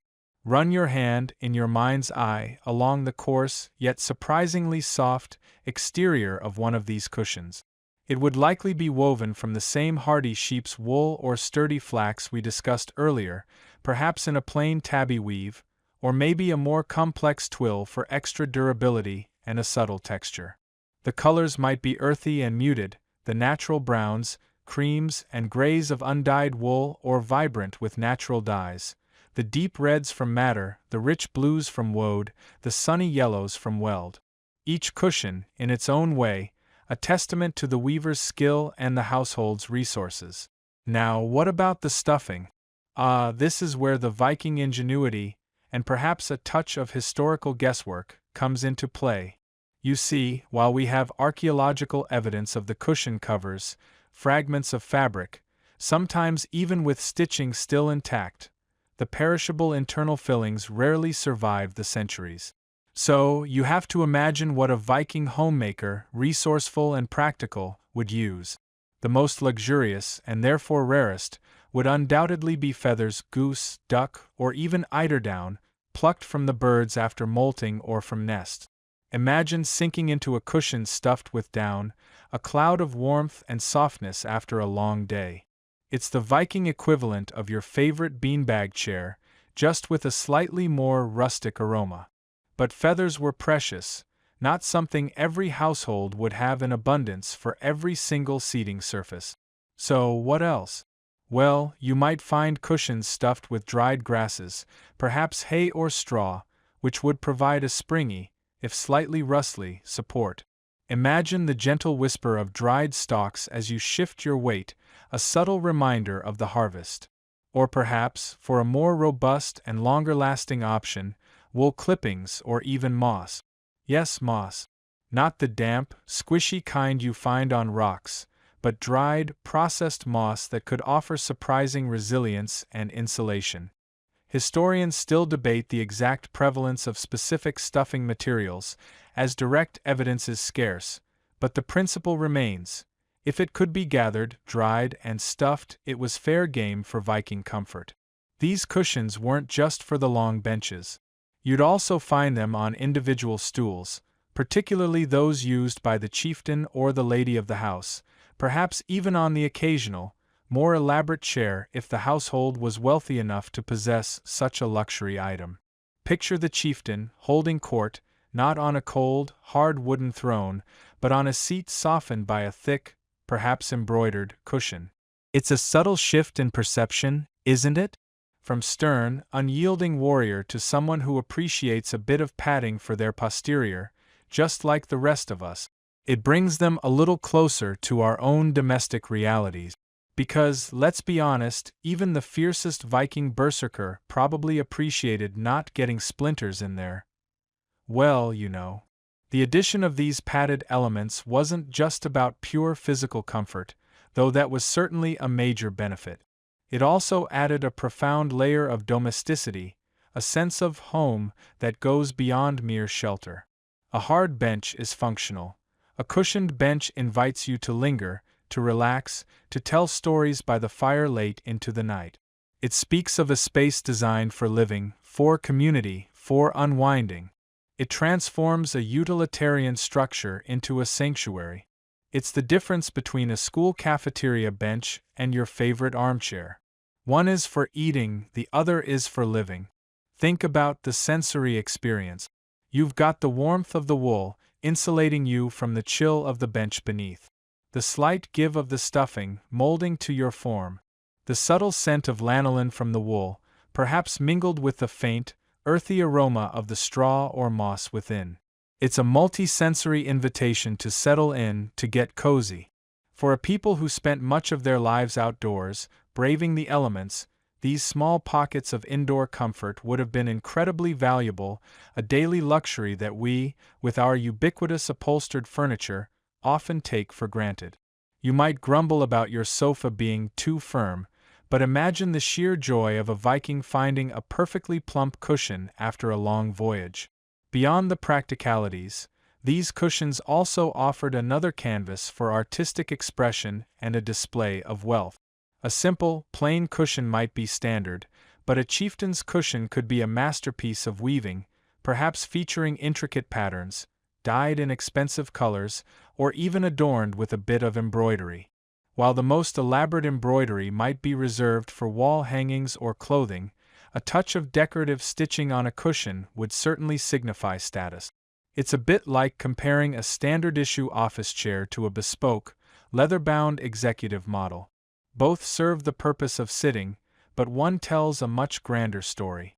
So, the next time you picture a Viking longhouse, don't just envision rough-hewn timbers and a smoky fire. Take a moment to imagine the softer side, the quiet comfort woven into the fabric of daily life. Picture the family gathered on those benches, softened by thick woolen cushions, perhaps sharing a meal, telling tales, or simply resting weary bones. It's a testament to the ingenuity and resourcefulness of Viking women, who were the primary creators of these textile comforts, transforming raw materials into essential elements of home. They weren't just making stuff for the house, they were crafting warmth, solace, and a deep sense of belonging. And that, my friend, is a comfort that transcends centuries. Section 10. You've settled into your cozy Viking longhouse, nestled amongst the cushions, wrapped in a blanket, the scent of wood smoke, and perhaps a hint of last night's stew lingering in the air. But as you gaze across the vast, open space, a thought might occur to you. Where, exactly, is the privacy in all of this? Longhouses, by their very nature, were often communal, sprawling halls designed to house not just one family, but sometimes extended kin, their workers, and even their livestock in adjoining sections. Imagine a modern studio apartment, but for 20 people, a few sheep, and a forge. It sounds intimate, to say the least. This is where the ingenious practicality of Viking textiles truly shines, transforming what could have been a chaotic free-for-all into a surprisingly adaptable living environment. Far from rigid, permanent walls, the Vikings mastered the art of the movable partition, using textiles to create flexible, temporary divisions that could be erected, shifted, or taken down with remarkable ease. Think of it as the original open-plan living, but with the ability to instantly create rooms, when needed, like a pop-up privacy tent for your entire household. No more awkwardly trying to have a private conversation about, say, Uncle Thorbjorn's snoring habits while he's just a few feet away, pretending to be asleep. One of the most crucial functions of these textile partitions was to delineate sleeping quarters. While some longhouses had built-in wooden sleeping platforms or alcoves along the walls, these were still often open to the main hall. To truly create a sense of individual or family space, thick, heavy woolen curtains would have been hung. Imagine the subtle rustle as you draw a woven curtain across your bed nook, suddenly cocooned in your own personal sanctuary. The fabric, often densely woven, wouldn't just offer visual privacy. It would also muffle sounds, creating a quieter, more intimate space for rest. You could finally snore in peace, or at least, without the immediate judgment of your longhouse roommates. These weren't just simple sheets. They were often elaborate hangings, carefully crafted to be both functional and beautiful, perhaps even featuring patterns that identified the family or individual occupying that space. It's like having your own personalized, "Do not disturb" sign, but made of sheep's wool and Viking ingenuity. Beyond the realm of dreams, textiles also played a vital role in segmenting the longhouse for various daily activities. The main hall might be a bustling hub during the day, with cooking fires blazing, tools clanging, and conversations flowing. But what if you needed a quiet corner for meticulous needlework, or a secluded space for sorting herbs, or even just a place to store valuable goods away from the main thoroughfare? Textile screens and hangings provided the perfect solution. A heavy curtain might separate the kitchen area from the main living space, helping to contain the smoke and cooking smells, or at least making them a little less pervasive in the sleeping zones. Another might cordon off a crafting area, allowing an artisan to focus on their work without constant interruption from the general hubbub. It was like having an instant office space, or craft room, that could be packed away at the end of the day, leaving the main hall open for communal feasting or storytelling. The beauty of these textile divisions lay in their adaptability. Unlike solid walls, which permanently dictate a building's layout, curtains and screens could be moved or removed entirely, allowing the longhouse to transform its function throughout the day or even with the seasons. A large gathering might require an open, expansive hall, with all partitions drawn back. A more intimate family meal, or a period of quiet contemplation, might see specific areas cordoned off. This flexibility was paramount in a communal living environment where needs constantly shifted. It was the ultimate open concept design, only with the added superpower of instant room creation. You could literally redecorate your entire floor plan in an afternoon, no sledgehammer required. Historians still argue whether these textile partitions were a universal feature across all Viking longhouses, or if their prevalence varied significantly based on social status, regional traditions, or even the specific design of the longhouse itself. Was every sleeping nook guaranteed a curtain, or was it a luxury reserved for the more affluent? Archaeological evidence, while sparse for textiles due to their perishable nature, combined with sagas and art, suggests they were indeed common. We know that longhouses could be incredibly long, sometimes over 100 feet, making some form of internal division almost a necessity for any semblance of order or comfort. The materials used for these partitions would have varied but primarily consisted of the same durable fibers found in other Viking textiles: wool and linen. Wool, with its inherent warmth and sound-dampening qualities, would have been ideal for sleeping areas, offering both insulation and a sense of enclosure. Linen, lighter and perhaps more translucent, might have been used for more temporary or less private divisions, allowing some light to filter through while still creating a visual barrier. Animal hides, particularly large ones from cattle or reindeer, could also have been employed for their robust nature and insulating properties, though perhaps less common for everyday partitions due to their weight and rigidity compared to woven fabric. Imagine the subtle scent of cured leather mingling with the earthy smell of wool. The methods of hanging these textiles would have been simple but effective. Wooden poles or ropes stretched across the width of the longhouse, or perhaps from the rafters, would have served as the framework. The textiles themselves might have had loops, rings, or ties along their top edge, allowing them to be easily slipped onto these supports. This system meant that partitions could be quickly put up or taken down, rolled up and stored when not in use, or even moved from one part of the house to another as needed. It was an elegant, low-tech solution to a very human problem: the desire for personal space, even in the most communal of settings. Think about the sensory experience of this textile architecture. The visual clutter of a large, open space could be instantly reduced, creating a sense of calm and order. The constant echoes of voices, footsteps, and the crackle of the fire might be softened, creating pockets of relative quiet. The very act of drawing a curtain would have been a deliberate gesture of demarcation, a gentle signal that a space was now private, a moment of transition from public to personal. It speaks volumes about the Viking appreciation for practical comfort and the subtle nuances of social interaction, even in a society often stereotyped for its bluntness. These weren't just functional dividers. They were woven expressions of domesticity, allowing a large, bustling longhouse to feel, paradoxically, like a collection of smaller, more intimate homes within a home. Section 11. You've probably seen the sleek, minimalist interiors that dominate modern design magazines, all clean lines and sparse furnishings, meant to convey a sense of calm and sophistication. Well, the Vikings had their own version of a status symbol, but instead of a single, perfectly placed abstract sculpture, imagine an entire house that screamed, "We're doing well." And the loudest part of that scream? The textiles. Yes, the very same cozy fabrics we've been exploring weren't just for warmth and comfort, they were the ultimate flex, a vibrant, tactile declaration of wealth and standing within the community. Picture yourself stepping into a Viking longhouse. Now, don't just see the rough-hewn timbers and the central hearth. Look closer, let your eyes drift over every surface. What immediately catches your attention in a truly prosperous home isn't the size of the building, though that helps, but the sheer abundance of textiles. It's not just one blanket on a bed bench. It's layers upon layers, thick and heavy, spilling over the edges.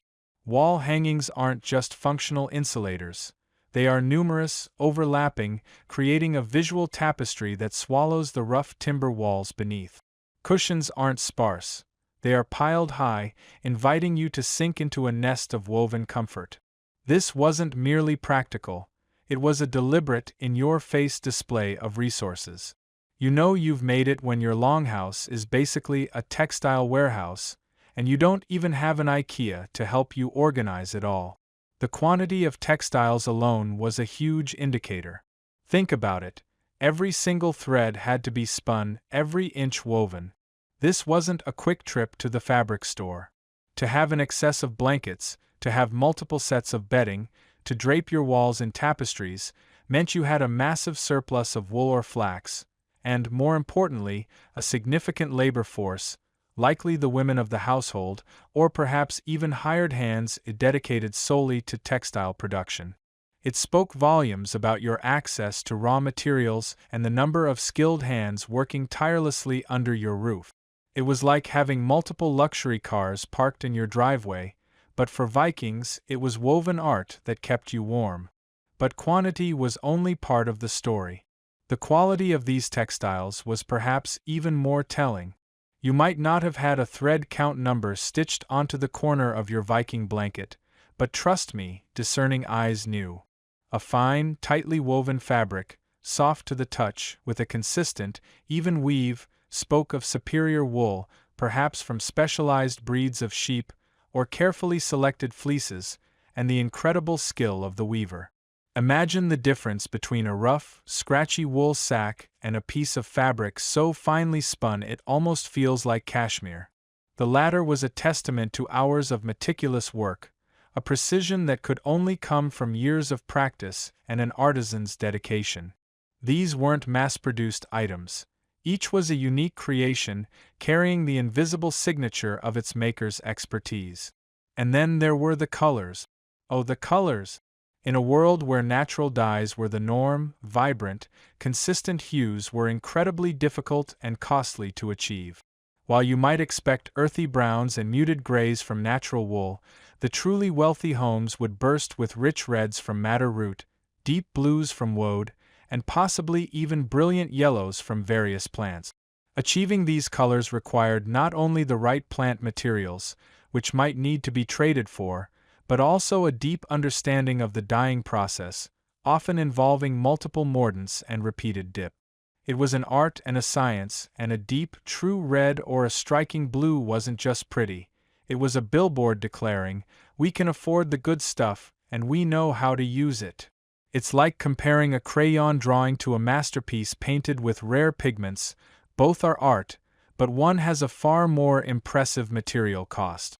Now, let's talk about the ultimate status symbol, the textile equivalent of a private jet: exotic materials. While wool and flax were the workhorses of Viking textile production, the truly elite households showcased materials that had traveled vast distances along the intricate Viking trade networks. The most coveted of these, without a doubt, was silk. Imagine a longhouse, usually filled with the comforting, slightly rough texture of wool, suddenly featuring a shimmering, smooth piece of silk. Mainstream historical fact: archaeological discoveries in prominent Viking burial sites, particularly Birka and Hedeby, have unearthed fragments of silk, sometimes even woven with gold and silver threads, providing tangible evidence of its presence in Viking Scandinavia. This wasn't just a rumor, it was a reality for the wealthy elite. Silk didn't come from the local sheep. It came from the distant east, along the Silk Road, through Byzantium, and across the vast waterways and land routes of Eastern Europe. Its very presence in a Viking home was a testament to global connections, successful trade ventures, and immense wealth. The subtle sheen of silk, its delicate drape, its incredible softness against the skin, it was unlike anything else available in the Nordic world. And when these precious silks were embroidered with metallic threads of gold and silver, painstakingly worked into intricate patterns, they became living jewels, catching the flickering light of the hearth and radiating an undeniable aura of luxury. It was the ultimate "look what I brought back from my travels" souvenir, except it cost a king's ransom. Quirky or fringe tidbit: historians have even speculated that the smell of certain exotic textiles, infused with foreign spices or perfumes from their long journey, might have also contributed to their perceived value and status. Imagine a faint whiff of sandalwood or something similarly exotic clinging to a silk cloth, adding another layer to its allure, a subtle olfactory signal of far-flung connections. It's a bit like buying a vintage leather jacket that still carries the faint scent of its original owner's expensive cologne. It just feels more authentic, more exclusive. These foreign textiles weren't always integrated into large, functional pieces like blankets. Often, they appeared as trims, borders, or small, precious inserts on garments, cushions, or smaller hangings. A narrow band of shimmering silk woven into the edge of a wool tunic, or a small, intricately embroidered silk pouch, would stand out dramatically against the more utilitarian local fabric. It was a subtle, yet unmistakable declaration of, we have access to things you can only dream of. Open scholarly debate phrase. Historians still argue whether some of these exotic textiles, especially silk, were purely for ostentatious display, or if they also held specific ritualistic or symbolic significance beyond mere material wealth. Were they perhaps reserved for special occasions, or did they serve as protective amulets, imbued with power from distant lands? We know they were valuable, but their full cultural role remains a topic of fascinating discussion. So, when you consider the textiles in a Viking home, you're not just thinking about warmth. You're thinking about the economic engine that powered their creation, the sheep, the land to graze them, the flax fields. You're thinking about the human capital, the skilled hands that spun, dyed, and wove with such mastery. You're thinking about the global reach, the ships and traders who braved perilous journeys to bring back shimmering silks and rare dyes from distant lands. Every thread, every pattern, every vibrant hue was a deliberate choice, a statement. A longhouse brimming with high-quality, abundant, and exotic textiles wasn't just comfortable, it was a living, breathing advertisement for the household's prosperity, influence, and connections. It showed that they were not just surviving the harsh Nordic climate, they were thriving within it, and doing so with a surprising amount of style and luxury. It was the original Flex, long before Instagram made it a thing. The Viking home, far from being a barren, stark place, was a deeply inviting, textile-rich sanctuary where comfort and status were woven together, literally, into the very fabric of daily life. Section 12. So, we've talked about all these incredible textiles, these layers of warmth and beauty that transformed a Viking longhouse into a cozy haven. But who, you might be wondering, was behind all this intricate, time-consuming artistry? Who spun the yarn, wove the patterns, and stitched the details that brought these spaces to life? The answer, my sleepy listener, lies squarely in the hands of Viking women. You see, while the men might have been off raiding, trading, or tending to the fields, the domestic world, and especially the textile industry of the Viking Age, was overwhelmingly the domain of women. This wasn't just a hobby. It was a fundamental, indispensable aspect of household economy and survival. Imagine, if you will, the sheer, unyielding dedication required. You wake up, the longhouse is still cool, the fire is just being coaxed back to life, and your hands are already reaching for the spindle. It's not just about making a pretty blanket, it's about ensuring your family doesn't freeze when the Nordic winds howl. Think of it this way. If a modern home relies on a steady supply of electricity, a Viking home relied on a steady supply of textiles. And Viking women were the power grid. They were the engineers, the designers, the manufacturers, and the quality control managers all rolled into one. From the moment the raw wool was shorn from the sheep or the flax harvested from the fields, their work began. You can almost feel the lanolin on your fingers as you picture them sorting, cleaning, and carding the wool, transforming matted clumps into fluffy, manageable fibers. It's a bit like trying to untangle a particularly stubborn ball of yarn after your cat's had its way with it, but on an industrial scale, and without the benefit of a podcast to distract you. The first crucial step, of course, was spinning. You hold the distaff, a stick cradling the prepared fibers, in one hand, while the other deftly manipulates the spindle, a weighted stick, as it twirls and draws out the fibers into a continuous thread. It's a rhythmic, almost meditative process, one that could be done while walking, talking, or even watching the kids, or, more likely, teaching them how to do it. This wasn't just a quick tick-tock craft. This was hours, days, weeks of repetitive motion to produce enough yarn for even a single garment, let alone a grand tapestry. A single Viking woman could produce several miles of yarn in a year, a truly astounding feat when you consider it was all done by hand. Imagine your grandma knitting you a scarf, but then multiply that effort by 1,000 and you start to get the picture. Once the yarn was spun, it was time for weaving. And here, the piece de resistance of the Viking textile workshop comes into view, the warp-weighted loom. This was a tall, upright wooden frame, often leaning against a wall in the longhouse. You see the warp threads, stretched taut from a top beam, weighted down at the bottom by clay or stone loom weight. These little weights, often found in archaeological digs, are like tiny, silent testaments to the constant hum of textile production that filled these homes. You then pass the weft threads horizontally through the warp, pushing them up with a sword-like beating stick to create a dense, sturdy fabric.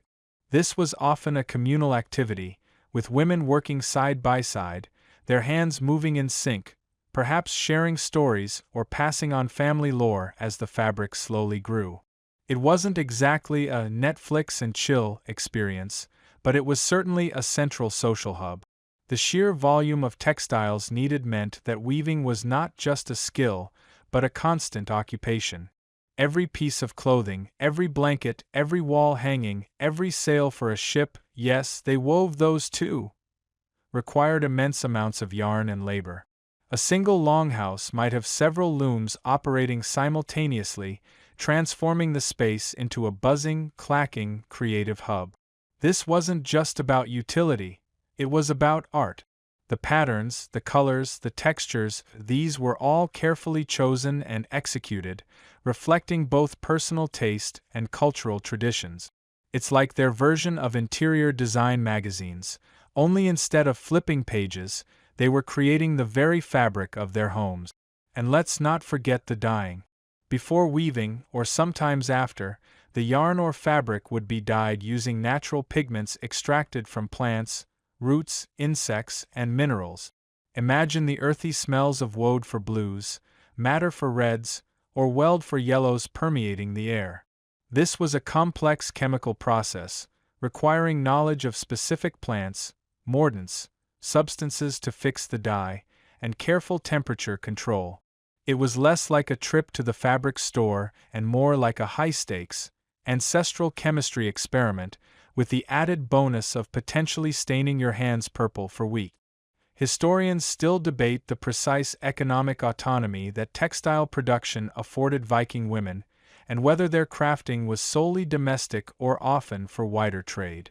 It's clear, however, that the ability to produce high-quality textiles was a significant source of power and influence. The quality and quantity of textiles a woman produced were direct reflections of her skill, her industry, and by extension, the wealth and status of her household. A woman renowned for her weaving prowess would be highly regarded, her textiles potentially serving as valuable trade goods or prestigious gifts. In sagas, we often hear of women being praised for their beautiful weaving or their ability to mend garments with such skill that the repairs were invisible. This was their equivalent of a 5-star Yelp review, but instead of a restaurant, it was for their masterful needlework. Beyond the loom, there was the intricate world of embroidery. You picture the delicate needles, possibly made of bone or bronze, moving in and out of fabric, adding intricate patterns, mythical creatures, or geometric designs. These weren't just decorative flourishes. They were often symbolic, telling stories, invoking protection, or simply marking ownership. It's the Viking version of personalized monogramming, but with way more dragons and fewer initials. The Bayeux Tapestry, while Norman, gives you a sense of the scale and narrative power that textiles could hold, and similar, though usually smaller, embroidered pieces would have adorned Viking homes and clothing. The transmission of these skills was inherently intergenerational. From a young age, girls would learn from their mothers, grandmothers, and older sisters. You might remember trying to learn to tie your shoes or ride a bike, but imagine being taught how to spin and weave from toddlerhood, your small fingers learning the rhythm and tension necessary to create strong, even thread. It was an apprenticeship that lasted a lifetime, ensuring that these vital skills were passed down, unbroken, through generations. This was their vocational school, their art academy, and their home economics class, all rolled into one demanding, yet ultimately empowering, curriculum. Archaeological finds consistently highlight the importance of textile production. Excavations of Viking settlements frequently uncover spindle whorls, the weights for spindles, Loom weights, needles, shears, and even fragments of textiles themselves, preserved in peat bogs or burial mounds.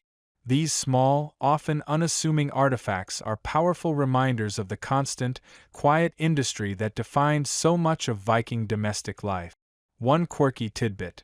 Some archaeological sites have revealed specialized spinning houses or dedicated textile workshops, suggesting that for some larger or wealthier households, textile production was so significant it required its own dedicated space, a kind of ancient home factory, perhaps even with a distinct, earthy smell of wool and dye. So next time you picture a Viking, don't just envision a bearded warrior with an axe. Remember the equally formidable woman, her hands calloused from years of spinning and weaving, her mind sharp with the knowledge of dyes and patterns, her back aching from hours at the loom. She was the one who ensured warmth, comfort, and beauty permeated the longhouse. She was the unsung hero of Viking domesticity, the true architect of that surprising coziness we've been exploring. Her skill and labor were the very threads that wove together the fabric of Viking society. Without her, the longhouse would have been a cold, barren shell, a far cry from the inviting, textile-rich sanctuary it truly was. Section 13. You've probably pictured the Viking longship, sleek and powerful, cutting through the waves, sails billowing. But now, let's imagine those ships not just bringing back plunder and tales of distant lands, but also something far more subtle, yet utterly transformative for the Viking home: textiles. Yes, those very same vessels that struck fear into the hearts of many also served as the ultimate delivery service, bringing global threads right to the heart of Scandinavia, enriching the cozy domesticity we've been exploring. Think about it. For all their self-sufficiency in crafting wool and flax, the Vikings were never truly isolated. Their very nature, their insatiable curiosity, and their strategic geographic position at the crossroads of northern Europe, the Baltic, and the vast river systems leading into Eastern Europe and beyond, made them master traders. They weren't just raiders. They were entrepreneurs, deal-makers, and connoisseurs of exotic goods. And among the most coveted of these goods were fabrics and dyes that simply couldn't be produced at home. Imagine a chieftain's longhouse in, say, Hedeby, one of the great Viking trade hubs. You walk in, expecting only the familiar scent of wood smoke and damp wool. But then, a flash of something shimmering catches your eye. It's not the sturdy, earthy wool you've come to know. No, this fabric drapes with an almost liquid grace, reflecting the firelight in a way that wool simply cannot. You're looking at silk, my friend. Real, honest-to-goodness silk, transported thousands of miles from the distant lands of Persia, Byzantium, or even further east, along the fabled Silk Road. Can you imagine the look on a Viking's face, accustomed to the glorious ruggedness of their own wool, when first presented with the smooth, cool caress of silk? It must have been like discovering a cloud could be woven. So, it's sheep hair from very, very sleepy, shiny sheep? You might have heard a confused Viking ask, trying to fathom its origin. The journey of silk to Viking lands is a fascinating tale in itself. It wasn't a direct flight, of course. These luxurious threads often traveled through a complex network of intermediaries, through the bustling markets of the Abbasid Caliphate, up the great rivers of Eastern Europe, the Dnieper, the Volga, navigated by the Rus Vikings, who acted as crucial links in this global supply chain. They traded furs, amber, slaves, and iron for these precious goods. So, that silk tapestry adorning a wall, or that delicate silk trim on a cushion, represented not just wealth, but a vast web of human connection stretching across continents. It was a tangible piece of a world far, far away, brought right into your surprisingly cozy living room. Beyond silk, other fine fabrics made their way north. Think of the exquisite linens from the Frankish kingdoms, woven with a fineness and consistency that might have surpassed even the best Scandinavian flax. These weren't just about softness, they were about prestige.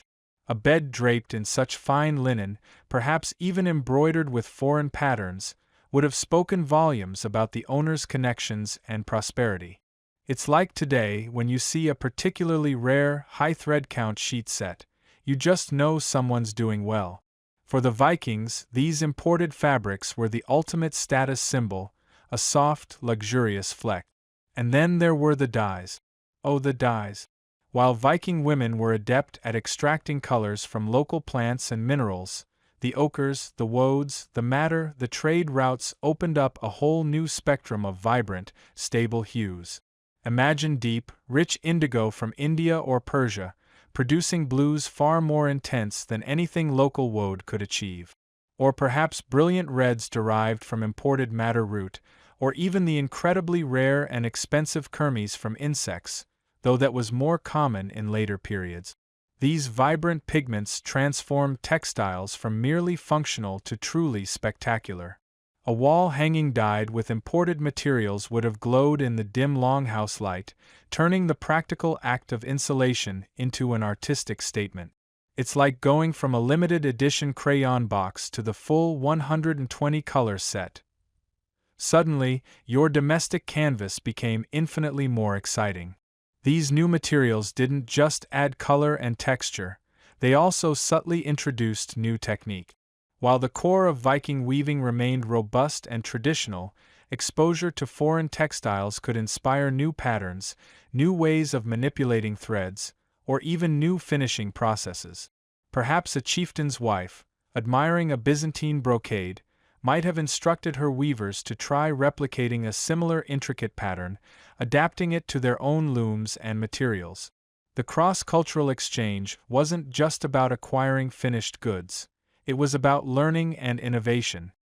Historians still argue whether certain complex tablet weaving patterns found in Viking graves were purely indigenous innovations or if they show subtle influences from textile traditions encountered during trade or raids in the East. Consider the sheer variety this global textile trade brought. Your home, which once relied solely on the local sheep and flax fields, could now feature a patchwork of textures and origins.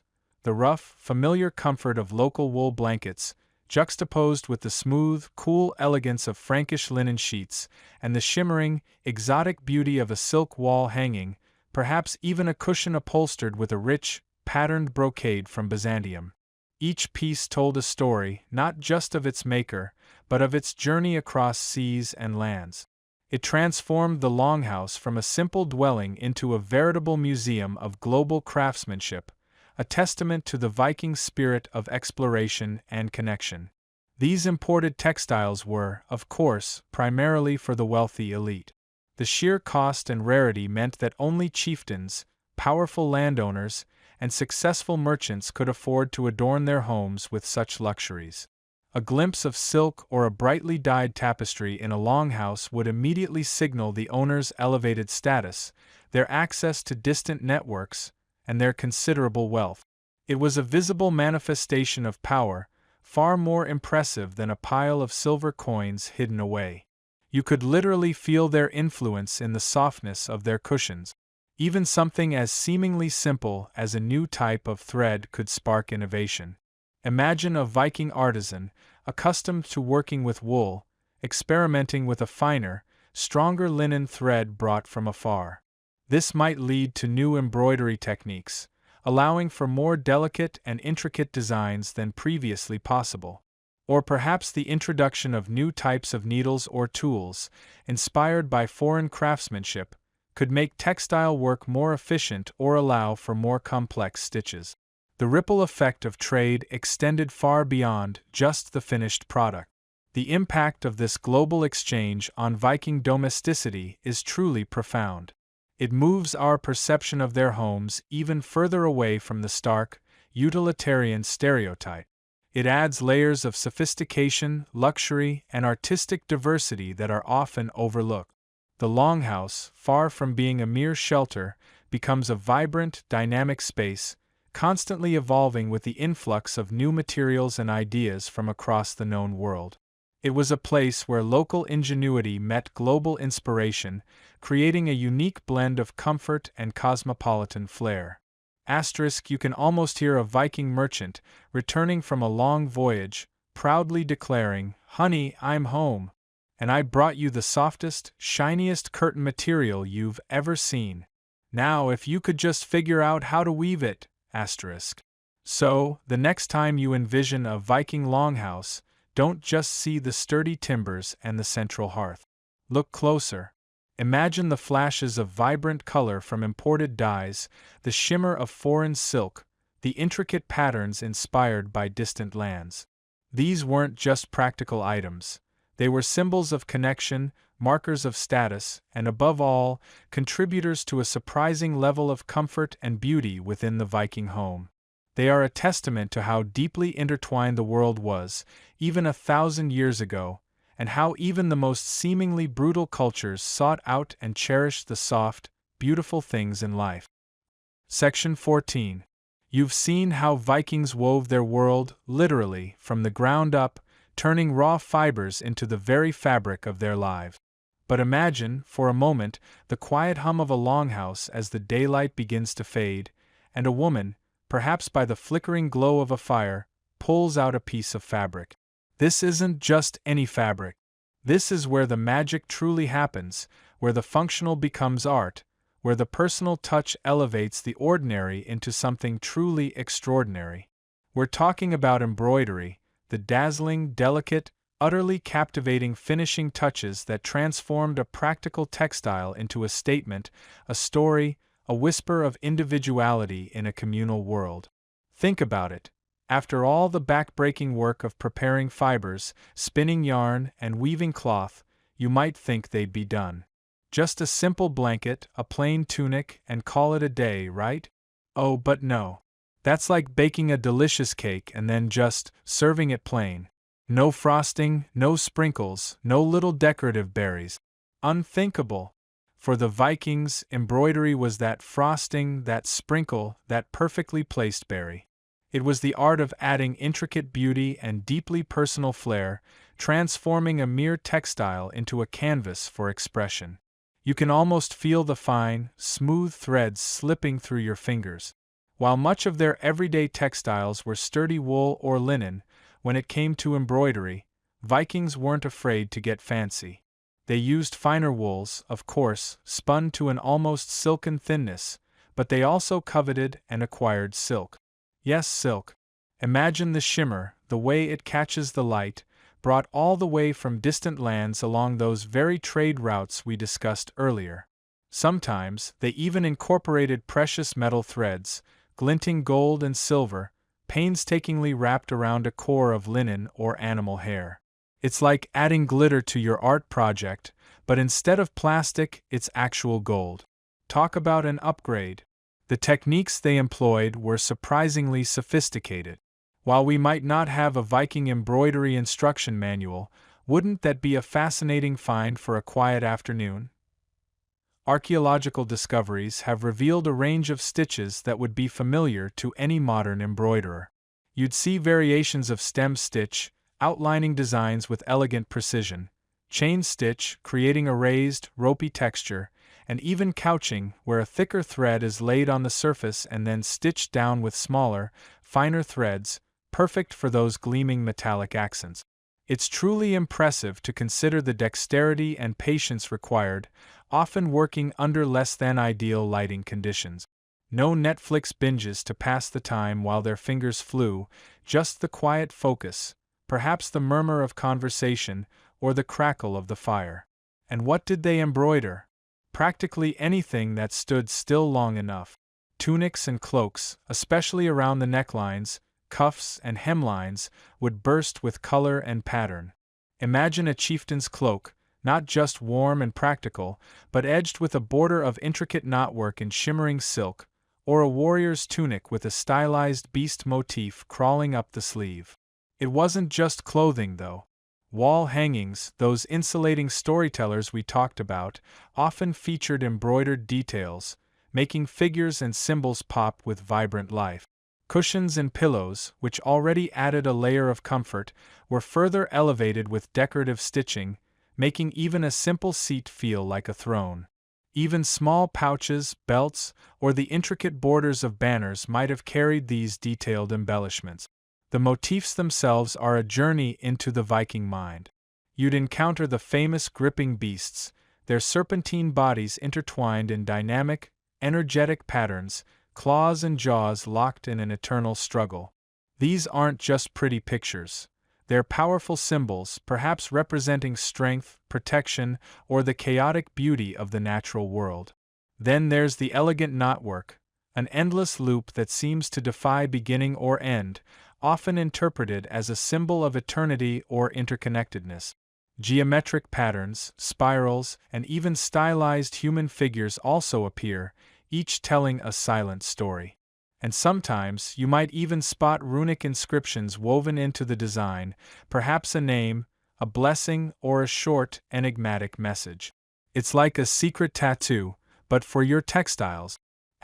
Mainstream historical fact alert the Oseberg ship burial, a truly astonishing find, yielded fragments of textiles that showcase the incredibly high level of Viking embroidery skill, particularly on silk, with detailed animal motifs that are still marveled at today. These aren't just scraps, they're masterpieces, preserved for over 1,000 years. The choice of motif, the colors used, the sheer density of the stitching, all of it spoke volumes about the owner. While the practical function of textiles was universal, the embroidery was where personal expression truly shone through. It was a way to display wealth, certainly, but also taste, status, and perhaps even one's personal beliefs or affiliations. A particularly elaborate piece might have taken hundreds of hours to complete, a testament to the artisan's skill and the patron's affluence. It's like commissioning a bespoke suit today, but with the added bonus that your tailor is also a world-class artist. This brings us back to the artisans themselves, predominantly Viking women. While men were off raiding and trading, women were the custodians of the hearth and home, and a huge part of that domestic sphere was the creation and embellishment of textiles. They were not just weavers, they were designers, dyers, embroiderers, and innovators. Their hands, though perhaps calloused from other tasks, were capable of incredible finesse and precision. The ability to create such detailed and beautiful work was a highly valued skill, passed down through generations. It was a source of pride, a mark of a well-run household, and a significant contribution to the family's standing. Imagine the quiet competition, the gentle one-upmanship, as neighbors compared the intricate borders on their cloaks. "Oh, that's a lovely new tunic, Gunhild. Is that a single knot in your endless knot pattern? Mine has at least 3. One might wonder, with all this effort, if some of the embroidery was purely for the wearer's delight. Quirky tidbit alert there's some speculation that certain intricate patterns, or even small, hidden embroidered symbols, might have been stitched onto the inside of garments, or in places not immediately visible to others. Perhaps a tiny protective rune, or a personal symbol of affection, known only to the wearer. It's like wearing fancy underwear that no one else sees, but it makes you feel good. A secret touch of luxury, a private whisper of beauty, just for yourself. After all, not every piece of art needs an audience of thousands. Sometimes the most meaningful art is deeply personal. And what about the purpose of these patterns? Open scholarly debate historians still argue whether certain complex embroidery patterns were purely decorative or held specific magical or protective properties. Were those gripping beasts simply cool-looking, or were they meant to ward off evil spirits? Did the endless knot symbolize eternity, or was it a charm for good luck? It's a fascinating question, blending art, belief, and the everyday. Perhaps it was a bit of both. A beautiful design that also offered a comforting sense of security in a sometimes harsh world. The preservation of these delicate textile fragments, often found in waterlogged burial sites like Oseberg, is nothing short of miraculous. They are fragile whispers from the past, allowing us to glimpse the vibrant, tactile world of Viking domestic life. Without these tangible pieces, we might never fully appreciate the extent to which embroidery transformed their homes and clothing from mere utilitarian items into expressions of artistry and identity. It shows us that even in a society often characterized by its ruggedness, there was a profound appreciation for beauty, for detail, for the careful, painstaking work that elevated the everyday into something truly special. So, the next time you picture a Viking, don't just imagine a rough-hewn warrior. Picture someone wearing a tunic with a meticulously embroidered neckline, perhaps a cloak with a border shimmering with silk and silver threads. Imagine them sitting on a bench covered with a cushion adorned with vibrant, hand-stitched patterns. These weren't just functional items. They were canvases, personal statements, and silent testaments to the skill, patience, and artistic sensibilities of the people who created them. These finishing touches weren't just adornments, they were integral to the very fabric of Viking life, adding layers of beauty, meaning, and surprising coziness to their homes. Section 15. Now, you might be thinking, this is all well and good, talking about cozy textiles and vibrant tapestries, but how do we know all this? Did someone just leave us a handy little instruction manual titled, Viking Interior Design for Dummies? Oh, if only! The truth, my friend, is far more precarious, more delicate, and frankly, a lot muddier. You see, the very things that made Viking homes so wonderfully warm and inviting, the wool, the linen, the animal hides, are, by their very nature, incredibly fragile. Imagine trying to keep your favorite wool sweater looking pristine for 1,000 years, especially without the benefit of a washing machine, or even a properly ventilated closet. It's a bit of a challenge, to say the least. Most organic materials, like textiles, simply vanish into the earth over time, consumed by hungry microbes, or just dissolving into dust. It's the ultimate laundry day, only the items never come back. So, how do we piece together this rich, tactile world of Viking domesticity? We rely on those rare, miraculous instances where conditions conspired to create a natural time capsule. Think of it like a cosmic lottery, where the winning ticket is a perfectly preserved fragment of ancient fabric. One of the most common, and perhaps most fascinating, preservation methods is the humble bog. Yes, the squishy, acidic, oxygen-deprived bog. It's like nature's very own pickling jar, perfectly designed to halt decay in its track. When textiles, or even entire bodies, are submerged in these anaerobic environments, the lack of oxygen and the high acidity prevent bacteria from doing their usual decomposition dance.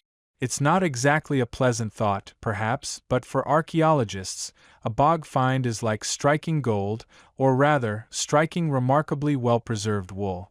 You might pull out a piece of fabric that still retains some of its original color, albeit a little muted, and feel the surprisingly supple weave, as if it was made just yesterday.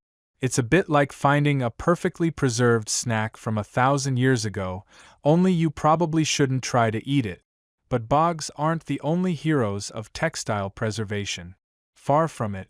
Some of the most spectacular textile finds have come from burial mounds, particularly the grand ship burials. When a Viking chieftain or a powerful woman was laid to rest in a magnificent longship, carefully covered with earth and stone, a unique microclimate could be created. The combination of the ship's timbers, often sealed with tar or pitch, and the surrounding earth, could sometimes create pockets of air or conditions that slowed decay to a crawl.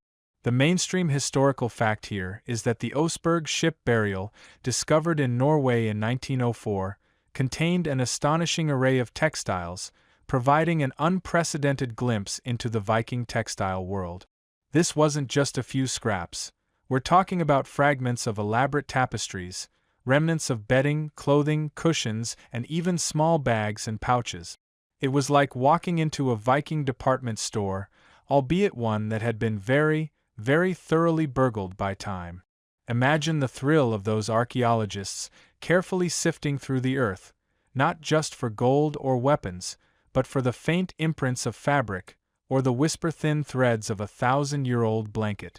It's painstaking work, requiring the patience of, well, someone who can spend months in a muddy ditch, meticulously brushing away dirt from what might look to the untrained eye like nothing more than a particularly stubborn clump of old string.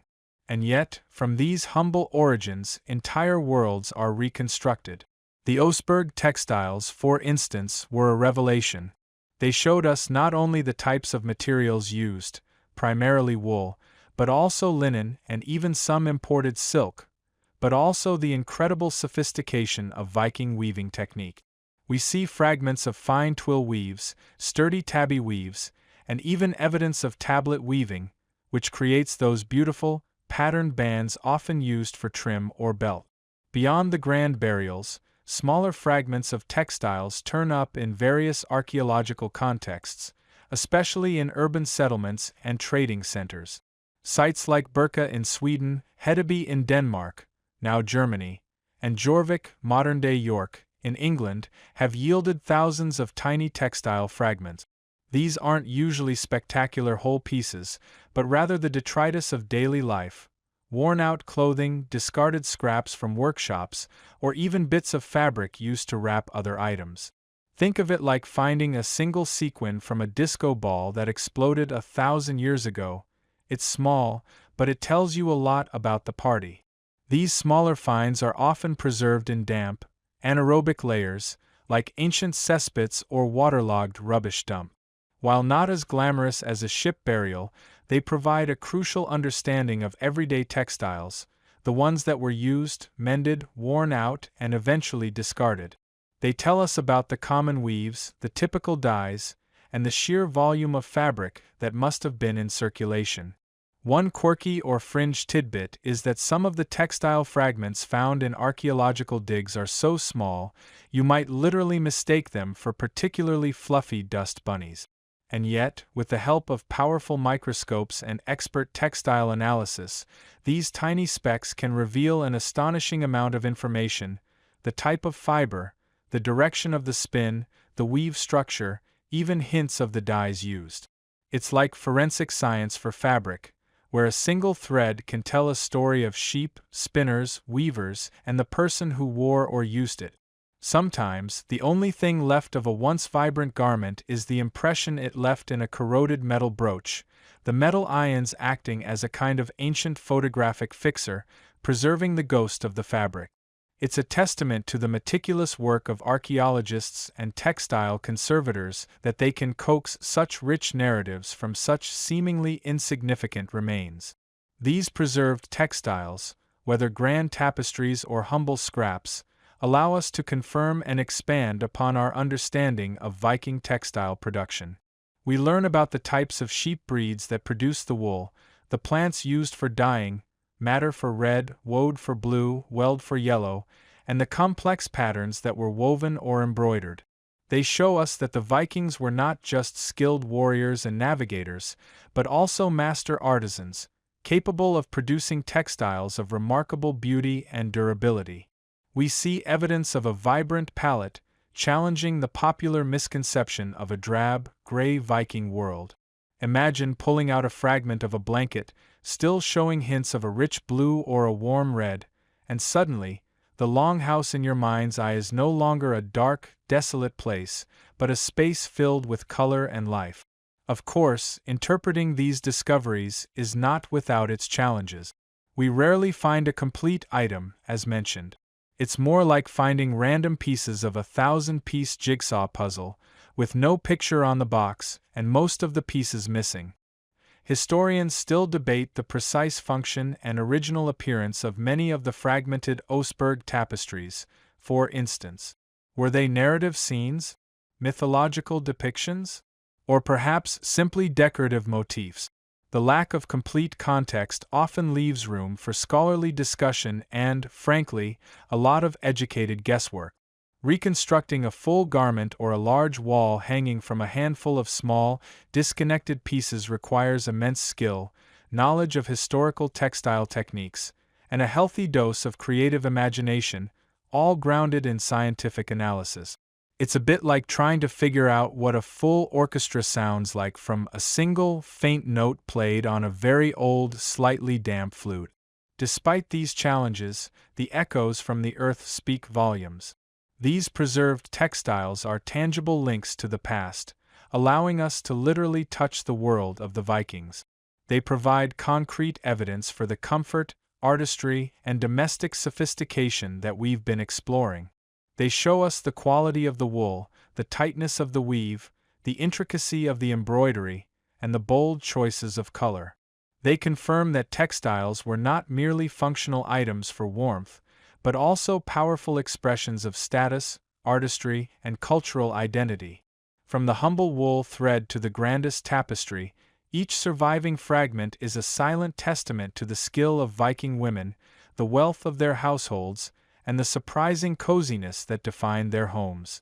It's a remarkable feat of preservation, allowing us to brush away the dust of a millennium and feel, however faintly, the soft, woven heartbeat of a Viking longhouse. Section 16. You've explored the cozy cocoon of the Viking longhouse, a place where textiles weren't just pretty additions, but fundamental building blocks of comfort and life. Now, let's pull back the curtain on the rest of early medieval Europe, and you'll start to see just how unique the Viking approach truly was.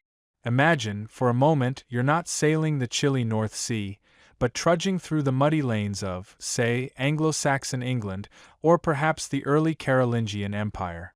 What kind of domestic bliss awaits you there, textile-wise?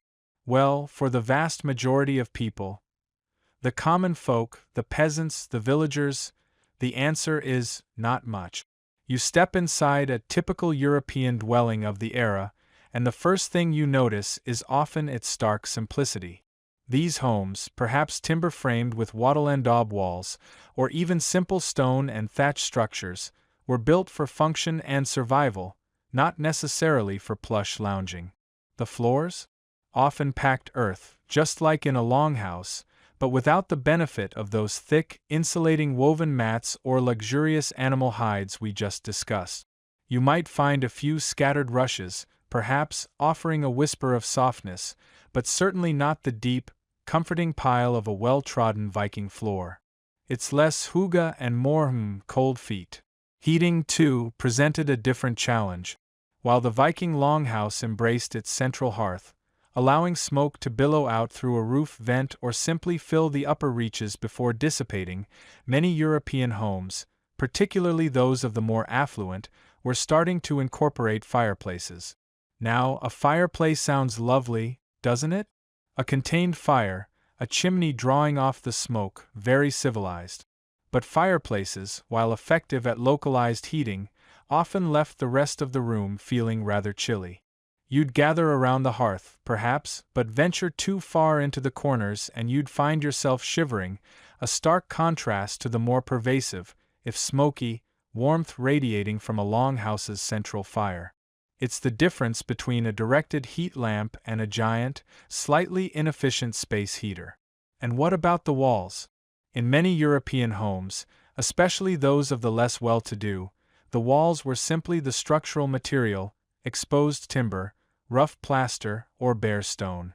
Forget the vibrant, insulating tapestries that adorned Viking longhouses. Those were a luxury, if they existed at all, reserved for the very highest echelons of society. A humble European cottage wouldn't have them for insulation, nor for decoration. It was about practicality, about keeping the wind out, and often that was about it. You might find a simple crucifix or a religious icon, but certainly not a narrative tapestry depicting legendary sagas or intricate geometric patterns. It's like the difference between a minimalist studio apartment and a maximalist, fabric-draped bohemian den. Bedding, too, tells a story of contrast.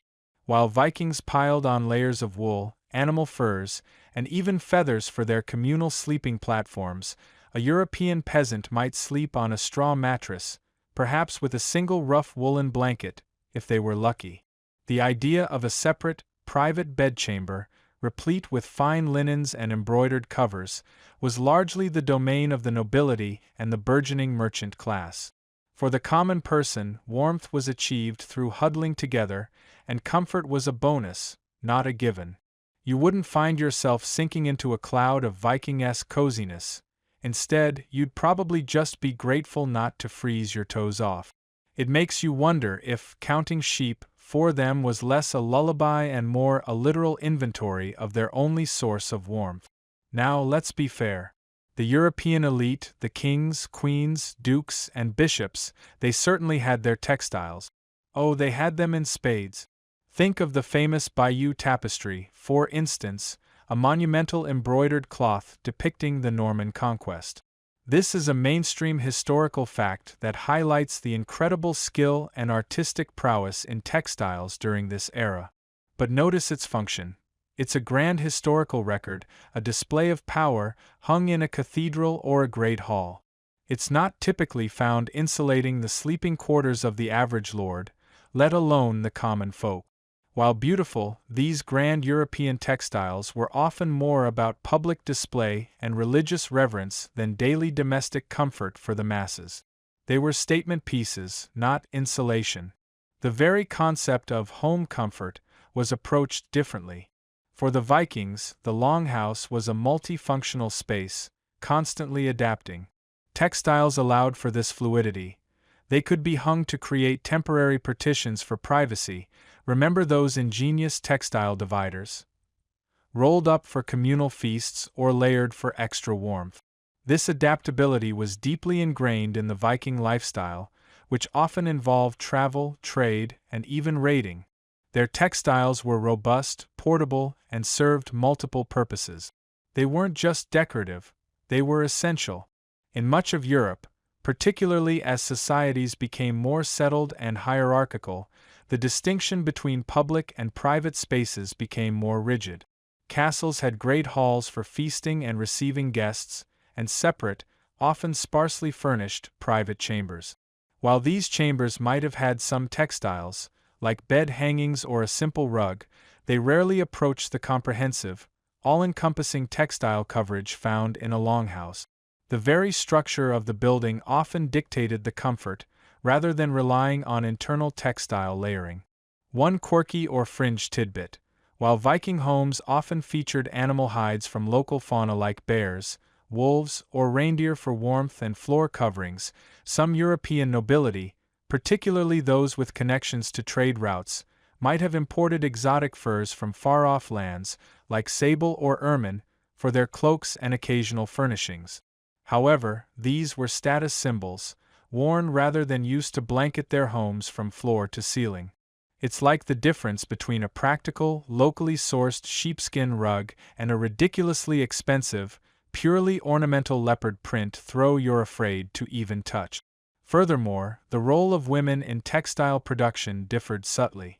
While Viking women were universally the primary creators of domestic textiles, weaving the very fabric of their homes, in some parts of Europe, particularly in monastic settings or specialized urban workshops, textile production could be a more organized, even professionalized, male-dominated craft for certain high-end goods like tapestries or church vestments.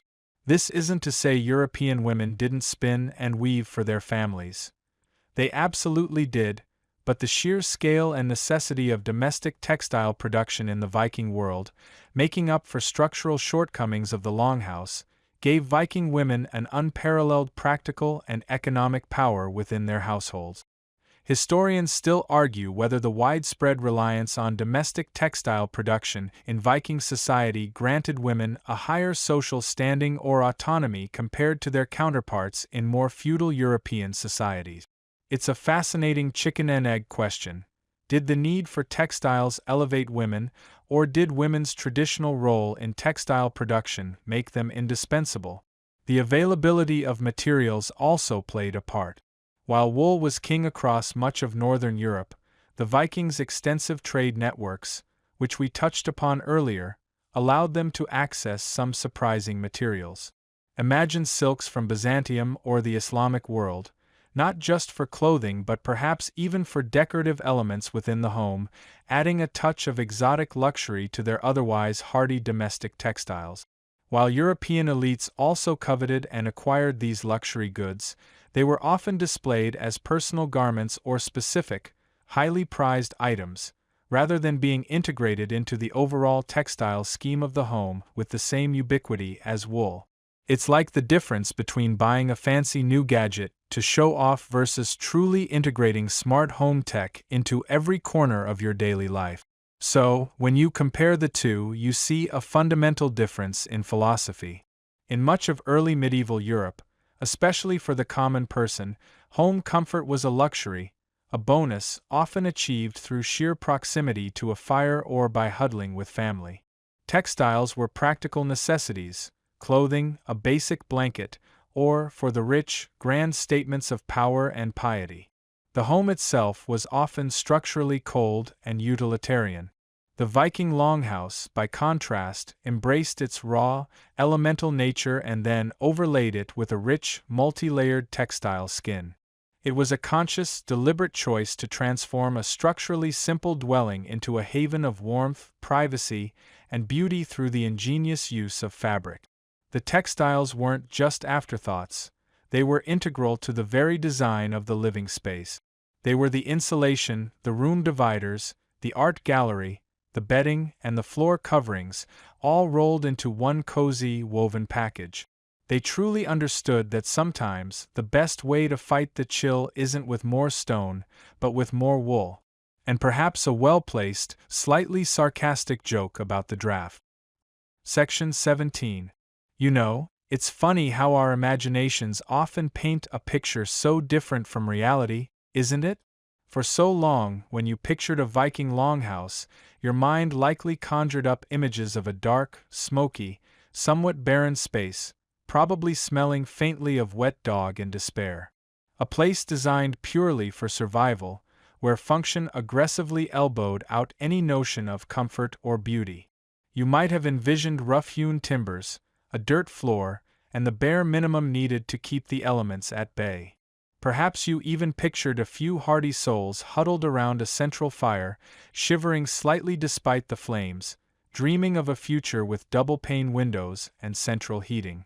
It's a common misconception, a lingering echo of the brutal barbarian stereotype that has, for centuries, overshadowed the nuanced reality of Viking life.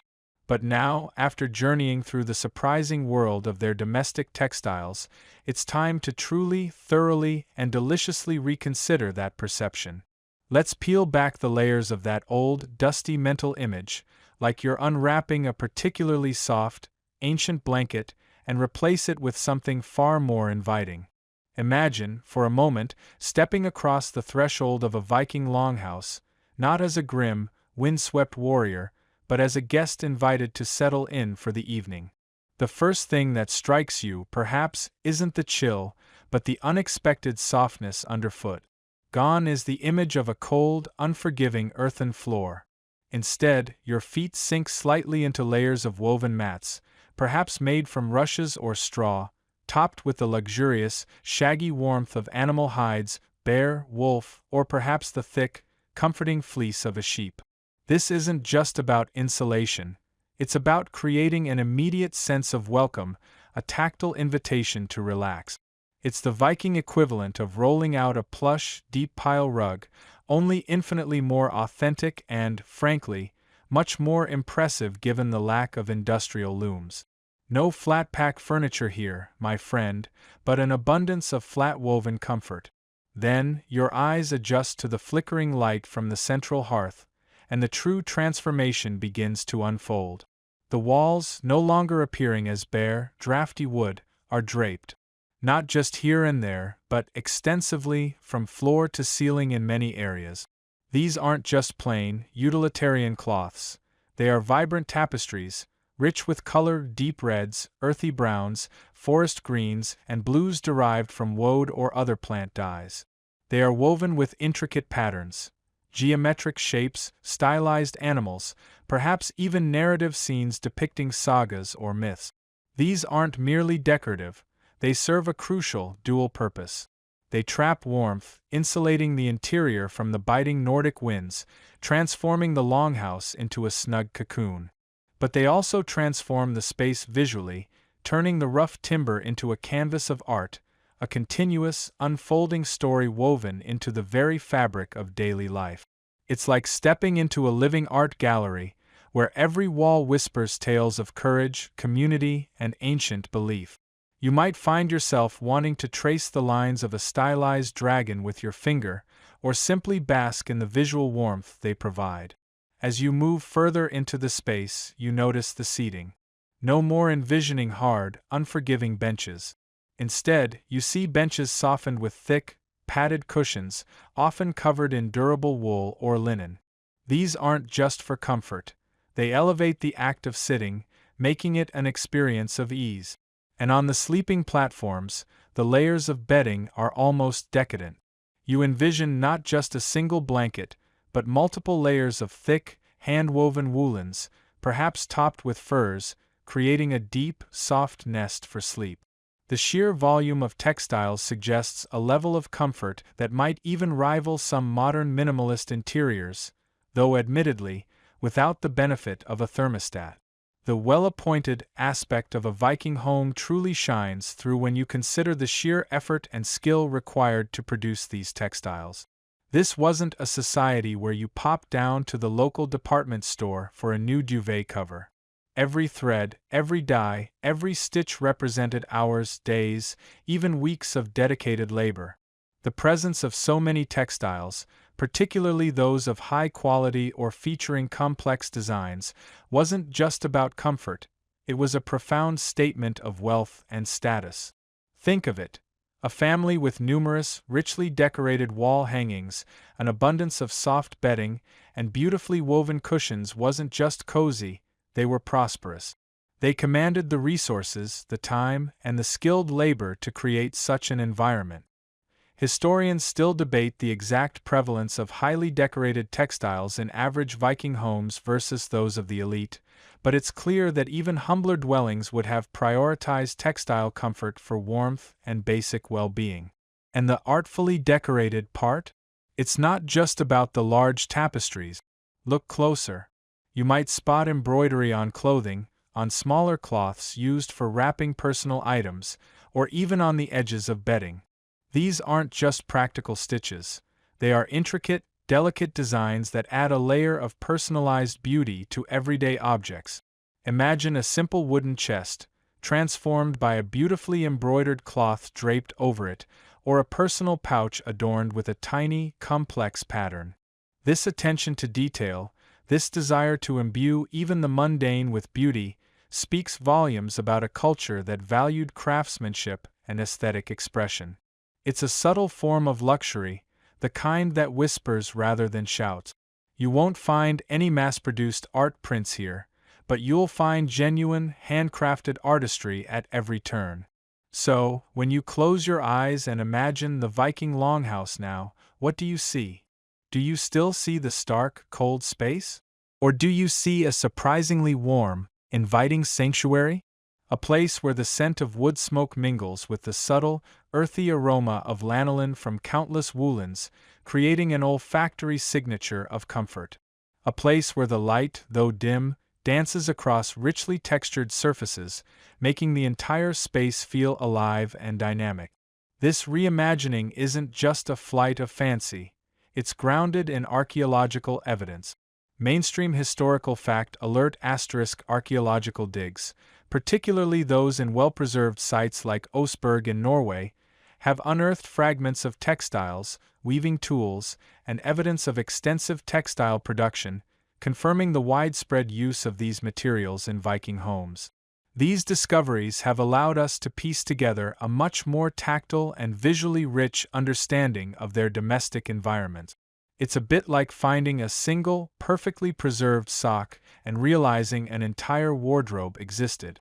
And here's a quirky tidbit to further color your mental picture.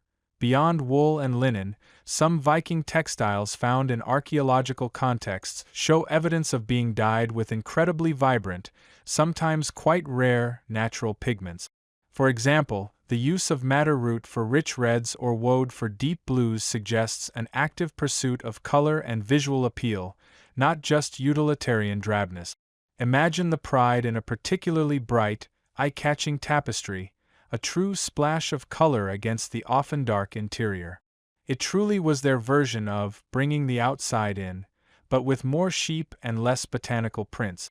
The Viking home, then, wasn't just a shelter, it was a carefully curated environment. It was a testament to the ingenuity and artistry of its inhabitants, particularly the women who were the primary architects of this domestic comfort. They transformed raw materials into a symphony of softness, warmth, and beauty. They understood, perhaps instinctively, what modern designers call hygge, that feeling of coziness and comfortable conviviality that creates a sense of well-being.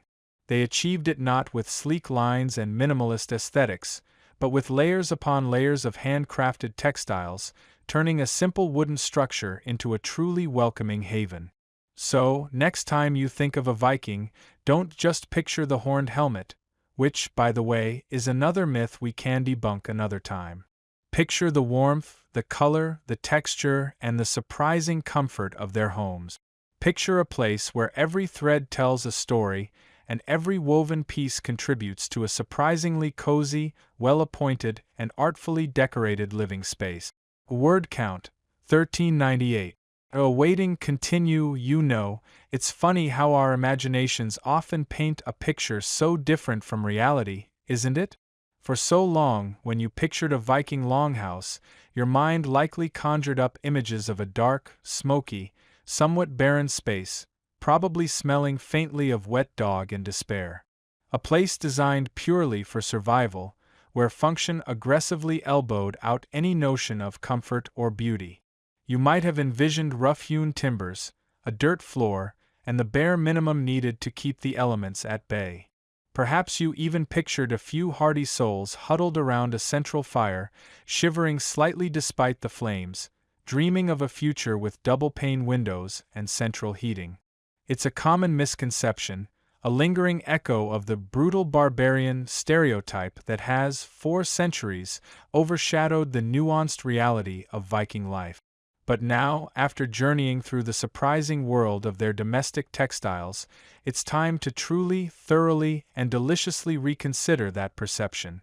Let's peel back the layers of that old, dusty mental image, like you're unwrapping a particularly soft, ancient blanket, and replace it with something far more inviting. Imagine, for a moment, stepping across the threshold of a Viking longhouse, not as a grim, windswept warrior, but as a guest invited to settle in for the evening. The first thing that strikes you, perhaps, isn't the chill, but the unexpected softness underfoot. Gone is the image of a cold, unforgiving earthen floor. Instead, your feet sink slightly into layers of woven mats, perhaps made from rushes or straw, topped with the luxurious, shaggy warmth of animal hides, bear, wolf, or perhaps the thick, comforting fleece of a sheep. This isn't just about insulation, it's about creating an immediate sense of welcome, a tactile invitation to relax. It's the Viking equivalent of rolling out a plush, deep pile rug, only infinitely more authentic and, frankly, much more impressive given the lack of industrial looms. No flat-pack furniture here, my friend, but an abundance of flat-woven comfort. Then, your eyes adjust to the flickering light from the central hearth, and the true transformation begins to unfold. The walls, no longer appearing as bare, drafty wood, are draped. Not just here and there, but extensively, from floor to ceiling in many areas. These aren't just plain, utilitarian cloths. They are vibrant tapestries, rich with color, deep reds, earthy browns, forest greens, and blues derived from woad or other plant dyes. They are woven with intricate patterns, geometric shapes, stylized animals, perhaps even narrative scenes depicting sagas or myths. These aren't merely decorative, they serve a crucial, dual purpose. They trap warmth, insulating the interior from the biting Nordic winds, transforming the longhouse into a snug cocoon. But they also transform the space visually, turning the rough timber into a canvas of art, a continuous, unfolding story woven into the very fabric of daily life. It's like stepping into a living art gallery, where every wall whispers tales of courage, community, and ancient belief. You might find yourself wanting to trace the lines of a stylized dragon with your finger, or simply bask in the visual warmth they provide. As you move further into the space, you notice the seating. No more envisioning hard, unforgiving benches. Instead, you see benches softened with thick, padded cushions, often covered in durable wool or linen. These aren't just for comfort, they elevate the act of sitting, making it an experience of ease. And on the sleeping platforms, the layers of bedding are almost decadent. You envision not just a single blanket, but multiple layers of thick, hand-woven woolens, perhaps topped with furs, creating a deep, soft nest for sleep. The sheer volume of textiles suggests a level of comfort that might even rival some modern minimalist interiors, though admittedly, without the benefit of a thermostat. The well-appointed aspect of a Viking home truly shines through when you consider the sheer effort and skill required to produce these textiles. This wasn't a society where you popped down to the local department store for a new duvet cover. Every thread, every dye, every stitch represented hours, days, even weeks of dedicated labor. The presence of so many textiles, particularly those of high quality or featuring complex designs, wasn't just about comfort, it was a profound statement of wealth and status. Think of it.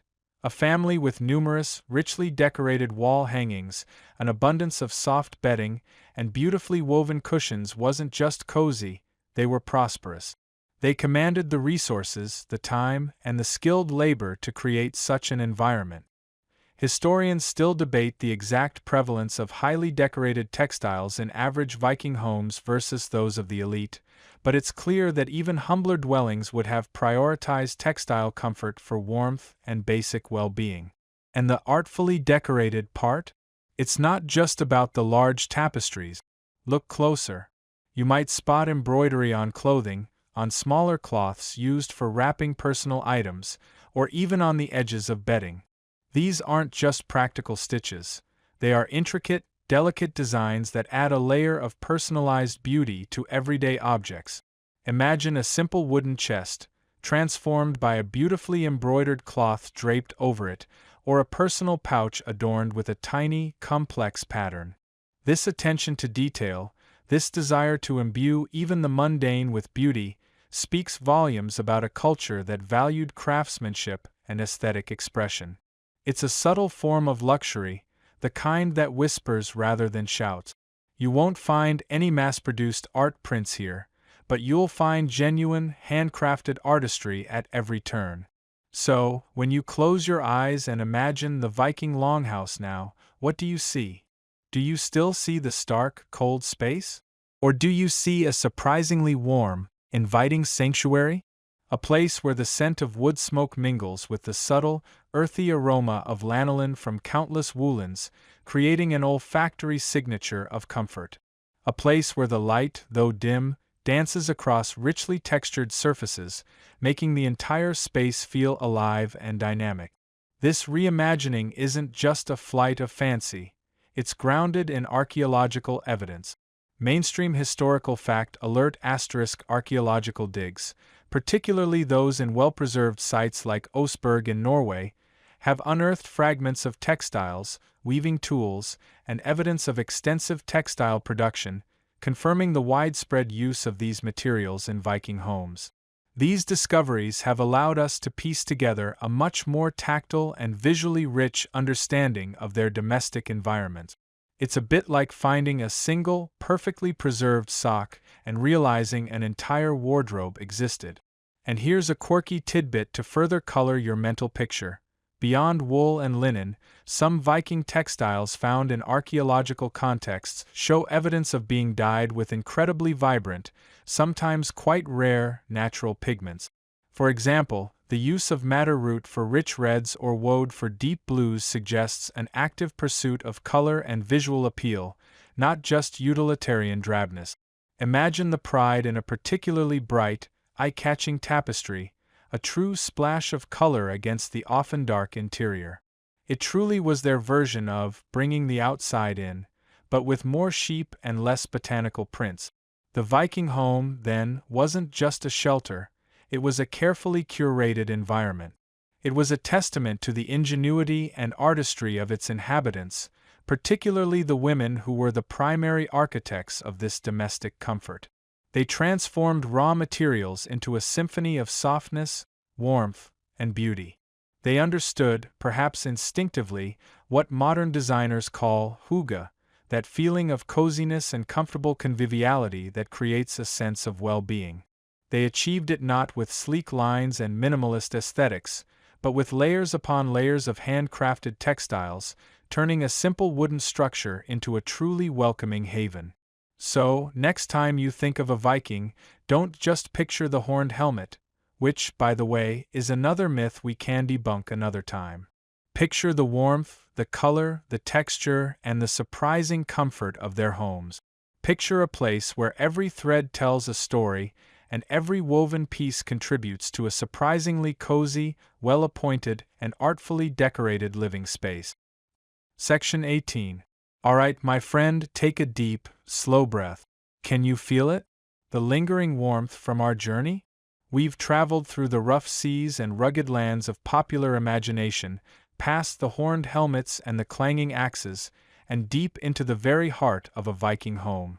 And now, as the last embers of our story glow softly, you're ready to truly appreciate it.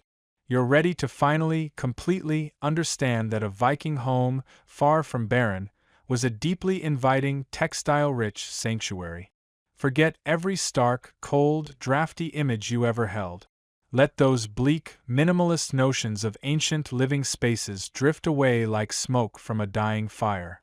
You've seen the evidence, felt the textures, heard the quiet hum of domestic industry.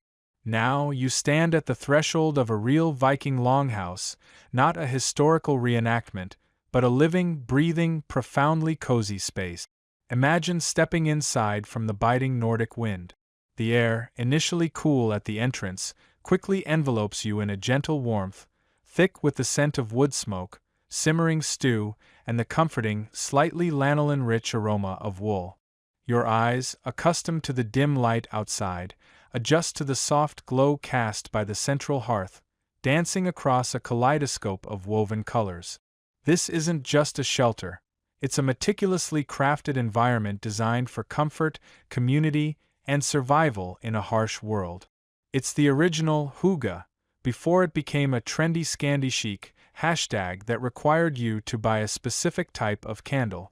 Think of those floors, which you once might have pictured as cold, hard earth.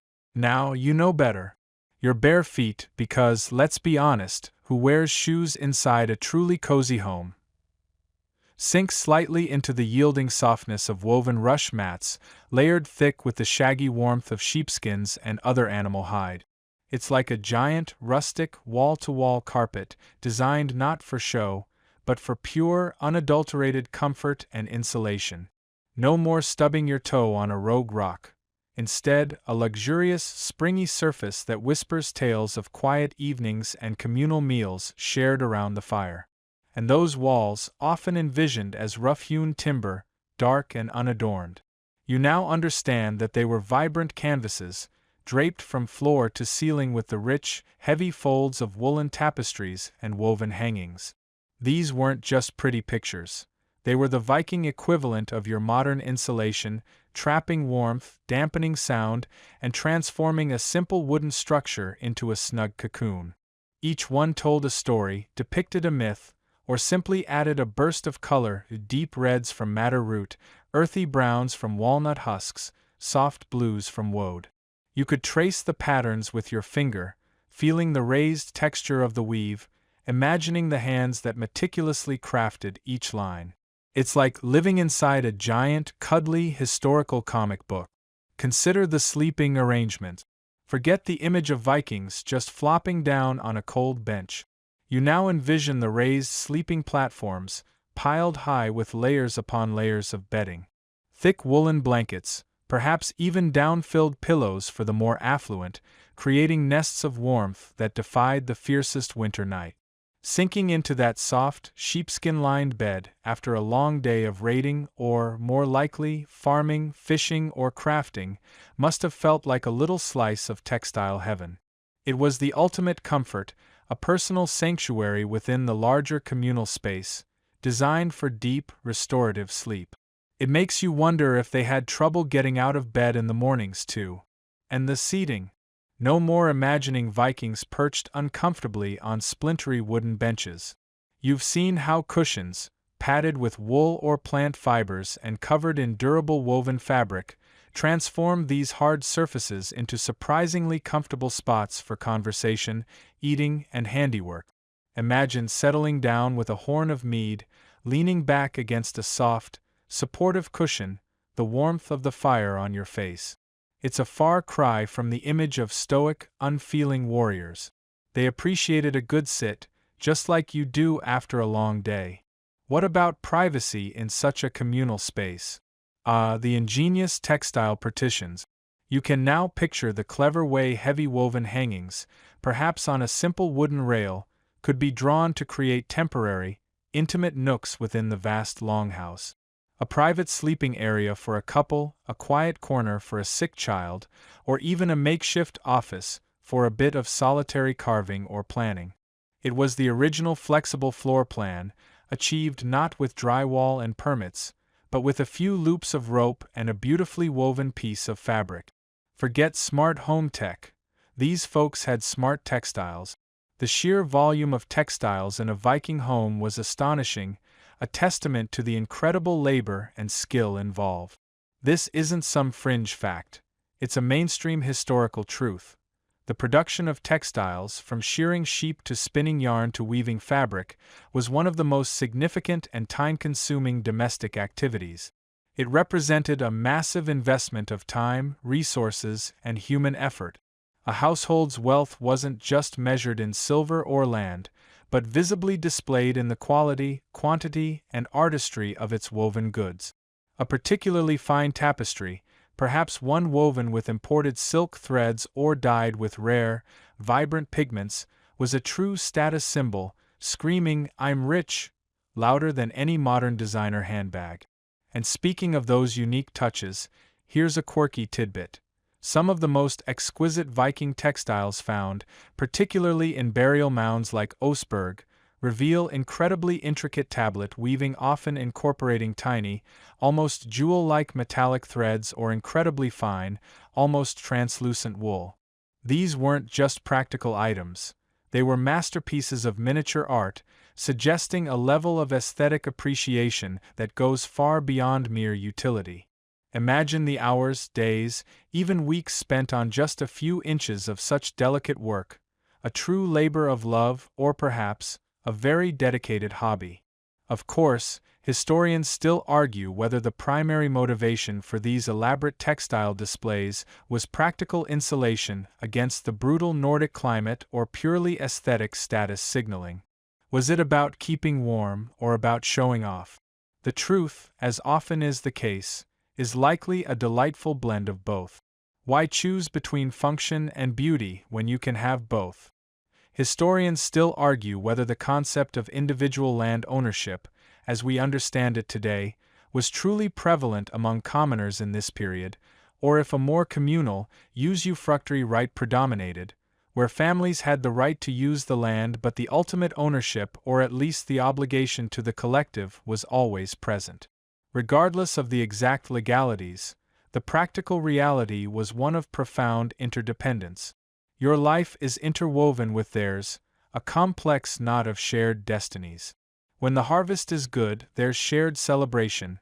When it's poor, there's shared hardship. There are no isolated victories or defeats here, only the ebb and flow of collective fortune. And sometimes you wonder if modern life, with its emphasis on individual achievement, misses out on this fundamental, almost spiritual connection. After all, what's the point of conquering the world if you have no one to share a celebratory bowl of macchiali with? As the sun continues its ascent, warming your skin and intensifying the scent of damp earth, you feel this profound sense of belonging settle deep within your bones. It's the comfort of knowing your place, your purpose, your integral role in the collective well-being and survival of your community. It's a quiet reassurance, a steady hum beneath the surface of daily toil. You are not just a person working in a field. You are a vital part of a living, breathing organism, a human ecosystem where every component is cherished and necessary. This interwoven life isn't just a social structure. It's a feeling, a deep-seated warmth that chases away the chill of uncertainty and replaces it with the enduring promise of shared existence. Word count, 1398. Awaiting, continue, hashtag section 17. You feel the earth beneath your calloused feet, not just as dirt or soil, but as an extension of your very being, a living, breathing entity that sustains your life and the lives of everyone around you. It's a connection deeper than any modern understanding of property or ownership, a primal